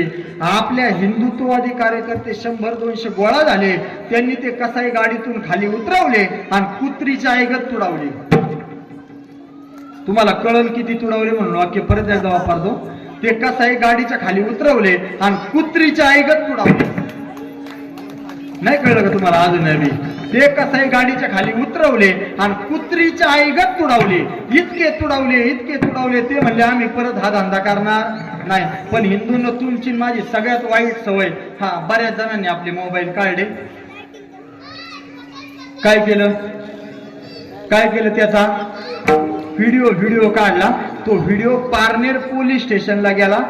त्याच्यानंतर 2 दिवसांनी पिंपळनेर क्षेत्रातला शैलेश गाजरे पाटील, आम्ही राळेगण सिद्धीच्या चौकात श्रीराम अमृत तुलेला चहा घ्यायला बसलो महाराज. पारनेर पोलीस स्टेशनची गाडी आली. शैलेश गाजरे पाटलाला म्हणली शैलेशराव गाडीत बसा. शैलेशरावला गाडीत बसवलं. पुणेवाडीचे 3 आणि शैलेश गाजरे पाटील 4 असे 4 जण जेलला टाकले महाराज. आणि 4 महिने त्यांचा जामीनच नाही झाला. सेशन कोर्टापर्यंत जामीन नाही झाला. 4 महिन्यांनी ते पोरं घरी आले. त्यांची दिवाळी सुद्धा कुठे गेली, जेलला गेली. मग मला सांगा, ते पोरं जे जेलला गेले ते त्यांच्या कुटुंबाकरता गेले का, काय वाचली पाहिजे म्हणून गेले. संपलं बरं आपलं कीर्तन. आता एका मिनिटात ऐका. मग राळेगण सिद्धीमध्ये पद्मावतीच्या मंदिराच्या समोर एक भला मोठा कोटभर रुपयाचा बंगला आहे. त्या बंगल्यावरती एका बाजूला नाव आहे माऊली कृपा आणि एका बाजूला नाव आहे विश्वनाथ शेठ. त्या विश्वनाथ शेठ पठारेच्या वर्ष श्राद्धानिमित्त माझं कीर्तन, त्या गावचे 2-3 सरपंच जयसिंग भाऊ मापारी, लाभेशराव आवटी, आमचे आबा पठारे सर, अण्णासाहेब हजारे तिथं उपस्थित. मग त्या दिवसापासून मी एक शपथ खाल्ली अण्णांच्या समोर. म्हणलं अण्णा, आपले पोरं जे जेलला गेले ना ते काय वाचली पाहिजे म्हणून गेले. बोला बरं पटकन, थांबायचे मला सुद्धा. आता काय वाचली पाहिजे म्हणून गेले, गाय वाचली पाहिजे म्हणून गेले. आणि कसायांना आपल्या शेतकऱ्यांनी ते गोवंश विकले, त्यांना काय मिळतोय म्हणून विकले, पैसे मिळतात म्हणून. मग आम्ही त्या ठिकाणी अण्णाला सांगितलं, आमचे गुरुवर्य विदर्भरत्न रामायणाचार्य त्या ठिकाणी पाचपोर बाबा संजय महाराज पाचपोर बाबांनी मला त्या ठिकाणी महाराज राजापूरच्या सप्त्यात सांगितलं होतं, बाळा जी कुटुंबाकरता मागतो ना तिला म्हणतात भीक, आणि जी समाजाकरता मागतो त्याला म्हणतात दान. मग लोकांकडून पैसे घ्यायला अजिबात लाजू नको. आम्ही जसे लोकांकडून निधी गोळा करतो ना गोरक्षणाच्या कार्यात, तसे बिनधास्त गोळा करायला चालू कर. मग त्या दिवसापासून मी लोकांकडे भीक मागायला चालू केली. महाराज काय मागायला, गणेश महाराज भीक. आणि तुमची भीक घेऊन आम्हाला काय आमच्या बायकांना लुगडी नाही न्यायची, एवढं दरिद्री नाही ठेवलं ते देवानं. तुमच्याकडून पैसे घ्यायचे का कार्यक्रमाचे याचे, मग आम्ही आमच्या बायकांना लुगडी न्यायची. ऐका, पण त्या दिवसापासून केलेला संकल्प आहे. मी प्रत्येक गावात कीर्तन केलं का लोकांना सांगतो, तुम्ही 2 जण जर पारनेरला हॉटेलला मिसळ खायला गेले ना भाऊसाहेब महाराज, तर 300 रुपये खर्च आहे आजचा. किती रुपये खर्च आहे बाळकृष्ण महाराज? 300. गायनाचार्य मंडळी 3 जण जर हॉटेलला जेवण करण्याकरता गेले तर आज 1000 रुपये खर्च आहे. किती खर्च आहे? मी लोकांना सांगतो, तुम्ही तुमच्या कुटुंबातून वाचवलेले 500 रुपये आमच्याकडे जमा करा. गणेशराव किती? 1000 रुपये, 500 रुपये जमा करा. त्या पैशाने काय करतोय माहितीये का? जर उद्या तुमच्या वडनेर नावाच्या गावातून जर फोन आला ना, महाराज आमच्या गावात 2 गाया कसायांना जाणारे शेतकऱ्याकडे पैसे नाहीत म्हणून सौदा झालाय आणि त्यानं 5-5 हजार रुपयाला त्या गाया त्या ठिकाणी विकल्यात. आम्ही तुमच्याकडून गोळा केलेले पैसे त्या शेतकऱ्याला देतो. ए बाळा किती रुपयाला विकली रे गाय? तो म्हणतो 5,000 रुपयाला. आम्ही म्हणतो लोकांकडून मागून आणलेले पैसे ना आम्ही 5.5 हजार रुपये घे, पण तुझी गाय आमच्या गोशाळेत आणून सोड. संकल्प कसा आहे? संकल्प कसा आहे? चांगला का वाईट? याच्यातून 2 गोष्टी झाल्या गुरुजी. जेलला जाणारे आपले पोरं वाचले आणि कसायांच्या दावणीला जाणाऱ्या गाया वाचल्या. स्वाभिमानानं नाही सांगत दादा, तुमच्या पायाला हात लावून सांगतो, 2 वर्षापूर्वी केलेला संकल्प आहे. तुमच्या समोर जो नवनाथ महाराज गट बोलतोय ना, त्यानं आतापर्यंत कालच्या तारखेपर्यंत महाराष्ट्रातल्या 416 गायी वाचवल्या तुमच्या पैशावरती. किती गायी वाचवल्या? 416 गायी. आणि ऐका ना, तुमच्याच गावातल्या 2 आज आमच्यापर्यंत येणार होते. भाऊसाहेब महाराज इथं आहेत ना, महाराजांनी सांगितलं टाळा उभे महाराज, माझ्या सुद्धा 2 गायी त्या ठिकाणी न्यायच्यात आणि ते उद्या आमच्या गोशाळेत आणून सोडणारे महाराज. एक गाय जर सांभाळायची असेल ना तर आज 200 रुपये खर्च आहे. आपण शेतकरी कुटुंबातली लोक आहेत सगळी. मग तुम्ही म्हणाल महाराज हे काम करत असताना तुम्हाला भीती वाटत नाही का? आपली गाडी तिथं लावली, महाराष्ट्रातल्या कोणाला आपलं चॅलेंज आहे, फक्त माझ्या गाडीवरचं नाव तुमच्या गाडीवर टाका आणि 15 दिवस महाराष्ट्रात हिंडा. किती दिवस हिंडा? 15 दिवस. त्याच्यावरती 16 इंचामध्ये नाव आहे दोन्ही काचवरती गणेश महाराज, कसायांचा कर्दन काळ. आपण संप्रदायात तयार केलेला दरारा सांगतो तुम्हाला. माझी गाडी जर नगर पुन्हा हायवेने निघाली आणि कसायाची गाडी जर माझ्या शेजारून बाळकृष्ण महाराज चालली ना, त्यानं जर माझी गाडी पाहिली का जाग्यावर गाडी सोडतो आणि पळायला चालू करतो. हा आपण संप्रदायात तयार केलेला दरारा आहे. हा, मग भयान भीती वाटण्याचं काय कारण नाही. त्याचं कारण असं आहे, हिंदुत्वाच्या बाबतीत आणि तरुण पोरांच्या बाबतीत सगळ्या हिंदुस्थानातला 1 नंबरचा ग्रुप आहे. त्या ग्रुपचं नाव आहे टायगर ग्रुप. आणि तुमच्या समोर जर नवनाथ महाराज गट बोलतोय ना, तो त्या टायगर ग्रुपचा संस्थापक सदस्य आहे महाराज. काय आहे? आणि मी लोकांना सांगत असतो महाराष्ट्रभर, हे गोरक्षणाचं कार्य करायला गणेशराव मोठं मनही लागतं आणि याच्याकरता गाडीत गणही लागते. आपल्याकडे दोन्ही आहे, नाही कळलं तुम्हाला? हे गोरक्षणाचं कार्य करण्याकरता मोठं मनही लागतं आणि याच्याकरता गाडीत गणही लागते. आपल्याकडे दोन्ही आहे. याला गरज पडते फक्त दानाची, ती द्यायला तुम्ही आहे ना. म्हणून या संकल्पामध्ये सगळ्यांनी सहभागी व्हा. तुमचे 500 रुपये म्हणजे आम्हाला 1000च्या बरोबर आहे. तुमचे 1000 रुपये म्हणजे आम्हाला त्या ठिकाणी लाखाच्या बरोबर आहे. दादांनो, सोपं नाही गोरक्षणाचं कार्य करणं. आज त्या ठिकाणी शनिवार, उद्या शनिवार आहे. आज घोडेगावचा बाजार होता. आम्ही आणि आमचे गोरक्षक त्या ठिकाणी बाळकृष्ण महाराज टाकळीच्या पुढं रात्री 3 वाजल्यापासून गाड्या घेऊन थांबलोय. का तर इकडे जाणाऱ्या गाया आहेत आणि त्या आपल्याला अडवायच्या. गडबडीमध्ये त्या दिवशी बोरीबेल नावाचं गाव आहे सोलापूर जिल्ह्यामध्ये. ऐका, सोलापूर रोडला पुणे जिल्ह्यामध्ये बोरीबेल नावाचं गाव आहे एक. उरुळी कांचन सोडल्याच्या नंतर माझा एक होतकरू असणारा गोरक्षक आहे, त्याचं नाव आहे त्या ठिकाणी सागर निमशे. तरुण पोरांच्या बरोबर टोल नाक्याच्या जवळ गोरक्षणाचं कार्य करायला उभा राहिला गायनाचारी मंडळी. अरे नवीन पोरग आहे, त्याला अंदाज नाही आला, पटकन बाजूला नाही सरकता आलं. कसायांनी गपकन गाडी त्याच्या पायावरती घातली, गुडघ्याच्या खाली पाय गेला आणि संचिती हॉस्पिटलला त्याचं ऑपरेशन करावं लागलं. त्याच्या ऑपरेशनला 4,65,000 रुपये खर्च आला. माझा प्रश्न आहे वडनेरकर तुम्हाला, त्याचा जो पाय गेला तो स्वतःच्या कुटुंबाकरता गेला का? आपण केस अंगावर घेऊ शकतो का? नाही घेऊ शकत. आपण रात्रीचं फिरून गोरक्षणाचं कार्य करू शकतो का? नाही करू शकत. पण आपण या संकल्पामध्ये, योजनेमध्ये सहभाग घेऊन आपला निधी जरूर देऊ शकतो. तेच करा. सत्य संकल्पाचा ना दाता नारायण या उक्तीप्रमाणे गोरक्षणाचं कार्य करणारे संबंध गोरक्षक भक्कम आहेत, पण त्यांच्या पाठीमागे उभं राहणं हे आपलं कर्तव्य, हे धर्माचं कार्य आहे. आणि धर्माच्या पाठीमागे तुम्ही जर आज नाही ना उभे राहिले तर 10-15 वर्षाचा काळ निघून जाईल आणि तुमच्या सगळ्याच्या डोक्यात जाळीच्या टोप्या येते गाड्या. हा काळ फार जवळ आहे महाराज, पण याच्याकरता आपण सावध सजग राहिलं पाहिजे.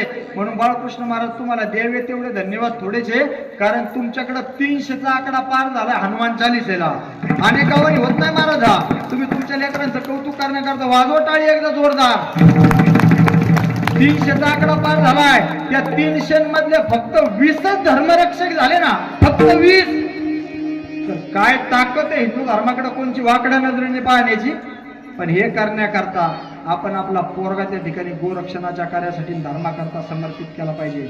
मी एकुलता एक पोरगा आहे दादा माझ्या आईबापाचा. मी महाराष्ट्रातल्या लोकांना सांगतो, पोराने दारू पिवीन बापाने त्याला हलगडीत घरी आणावं असे लई बाप महाराष्ट्रात आहे. ऐकताय का बारकाईनं?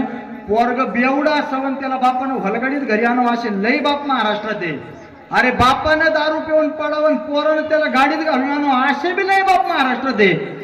पण नवनाथ महाराज गटानं भागवा फेटा घालून कीर्तन करावं आणि माझ्या बापानं टाळ घेऊन कीर्तनात उभं राहावं, हे माझं सौभाग्य आहे महाराज. हे माझं सौभाग्य. आपण कीर्तनकार झालो फक्त बापाच्या पुण्यामुळे दादा, फक्त बापाच्या पुण्यामुळं. लोक काय म्हणतील, लोकांना चांगलं वाटेल का नाही वाटेल हे मला माहित नाही. माझ्या बापाला बरं वाटतंय माझा पोरगा भागवा फेटा घालून महाराष्ट्रभर फिरतोय दादा. आपण कीर्तनकारच बापाच्या पुण्यामुळे. आम्ही लहान असताना अनेक मंडळी आमच्या गावात गायक वादक मंडळी यायची महाराज तुमच्यासारखे. आणि मला एक दिवस आमच्या वडिलांनी 3री 4थीला होतो तेव्हा सहज विचारलं, बाळा तुला काय व्हायचंय? आता लहानपणी काय कळते गोरख भाऊ, मी सहज म्हणलं मला लय मोठं व्हायचंय. लय मोठं म्हणजे लोकांच्या दृष्टीने पैसा पाणी चांगली नोकरी. त्यावेळेस माझ्या बापाने एक वाक्य वापरलं होतं, तुला काय व्हायचंय ते हो, पण मला तुला कीर्तनकार झालेला पाहिजे. काय झालेला पाहिजे? आणि आज त्यांचीच पुण्य आहे दादा. हा झेंडा जरी महाराष्ट्रभर टिमटिमत फिरत असेल ना दादा बाळकृष्ण महाराज मी, तरी माझ्या झेंड्याचा दांडा म्हणजे माझा बाप आहे. आणि बापाच्या आणि आईच्या पुण्यामुळे संबंध महाराष्ट्रभर फिरतो. एकुलता एक पोरगा आहे मी माझ्या आई बापाचा, पण धर्माकरता समर्पित केलाय दादा त्यांनी. असो, या सर्व गोष्टी फक्त लक्षपूर्वक ऐका आणि शेवटचे 15-20 मिनिटं तुम्ही जे श्रवण केले ना, एवढं फक्त घरी घेऊन जा. आजच्या कीर्तनाचं सार झालं दादा. झालेली सेवा माझ्या मायबापाच्या चरणी समर्पित करतो. तुम्हा सर्व सज्जन श्रोत्यांच्या चरणी समर्पित करतो. बरोबर 9:30 वाजले. या कीर्तनाकरता महाराष्ट्रातील या ठिकाणी उत्कृष्ट गायनाचार्य मंडळी लाभले महाराज, आपल्या अंतकरणापासून धन्यवाद. मृदंगाचार्य मंडळी आपण आळंदीवरून या ठिकाणी उपस्थित झालात. माझ्या समेत आलेले मृदंगाचार्य आमची भावकी आदरणीय गणेश महाराज गट, दोन्ही मृदंगाचार्य आपल्या अंतकरणापासून धन्यवाद. हार्मोनियम वादक आपल्याच गावचा असणारं भूषण आहे महाराज, आपल्या अंतकरणापासून धन्यवाद. आपण सर्व श्रोता मंडळी 9:30 वाजेपर्यंत माझी बडबड ऐकून घेतली. सगळे गुलाबाच्या फुलाप्रमाणे टवटवीत राहिले. सूर्यफुल काय कोणाचं झालं नाही, म्हणून तुमच्या अंतकरणापासून धन्यवाद. शिष्टमय आमच्या गाववाल्यांचीच आहे, कारण गावचं कुणी असलं तरी त्याचा अभिमान वाटल्याशिवाय राहत नाही. म्हणून शिष्टमवाल्यांचे सुद्धा अंतकरणापासून धन्यवाद. माझा कार्यक्रम रेकॉर्ड करण्याकरता येळपणे तालुका श्रीगोंदा जिल्हा अहिल्यानगरवरून जे या ठिकाणी आमचे सोशल मीडियाचे प्रमुख गोरख भाऊ सांगळे, त्यांचा चॅनल आहे आपली संस्कृती आपला इतिहास. या चॅनलला आजचा कार्यक्रम या ठिकाणी रेकॉर्ड झाला आहे. ते इथपर्यंत उपस्थित झाले त्यांच्या अंतकरणापासून धन्यवाद. ज्यांनी आम्हाला लहानपणी शिकवलं, कारण गुरुजी शिवाय पर्याय नाही. मी लोकांना सांगतो, हे किती बी जी पर्यंत जाऊ द्या, 2G 3G 4G 5G 6G किती जी पर्यंत जाऊ द्या, पण लोकांना गुरुजी शिवाय पर्याय नाही. कुठे गुरुजी, भालेकर गुरुजी आहे, सोनुळे गुरुजी आहे, या ठिकाणी दरेकर गुरुजी, तुम्ही सगळी मंडळी महाराज, गावची ग्रामस्थ मंडळी या ठिकाणी सगळे उपस्थित आहेत. अनेक महाराज मंडळी, महाराजांचं नाव काय महाराज पिढीला घेऊन बऱ्याच कार्यक्रमांचे दुबे असतात. रामकृष्ण महाराज त्या ठिकाणी, ते भाऊसाहेब मामा उपस्थित आहे. तुमच्या गावातला अनेक भजनी मंडळ, सोनुळे मामा या ठिकाणी उपस्थित आहे. आमचे गावकरी मंडळी ना आमच्या गाववाली सुद्धा पवार कंपनी या ठिकाणी उपस्थित आहे महाराज. का आमच्या महाराजाचं कीर्तन आहे, मग आम्ही का मागं थांबायचं, म्हणून ते टाळी घेऊन इथपर्यंत उपस्थित आहे. मग त्यांच्या अंतकरणापासून धन्यवाद. आता जर राहिलेच असतील काही काहींची नावं, तर तुमच्या बायका घेते गड्या घरी गेल्यावर, कारण भरपूर वेळ झालाय. म्हणून सगळ्यांची या ठिकाणी क्षमा मागतो. सेवेला पूर्ण विराम. विठ्ठल जय जय.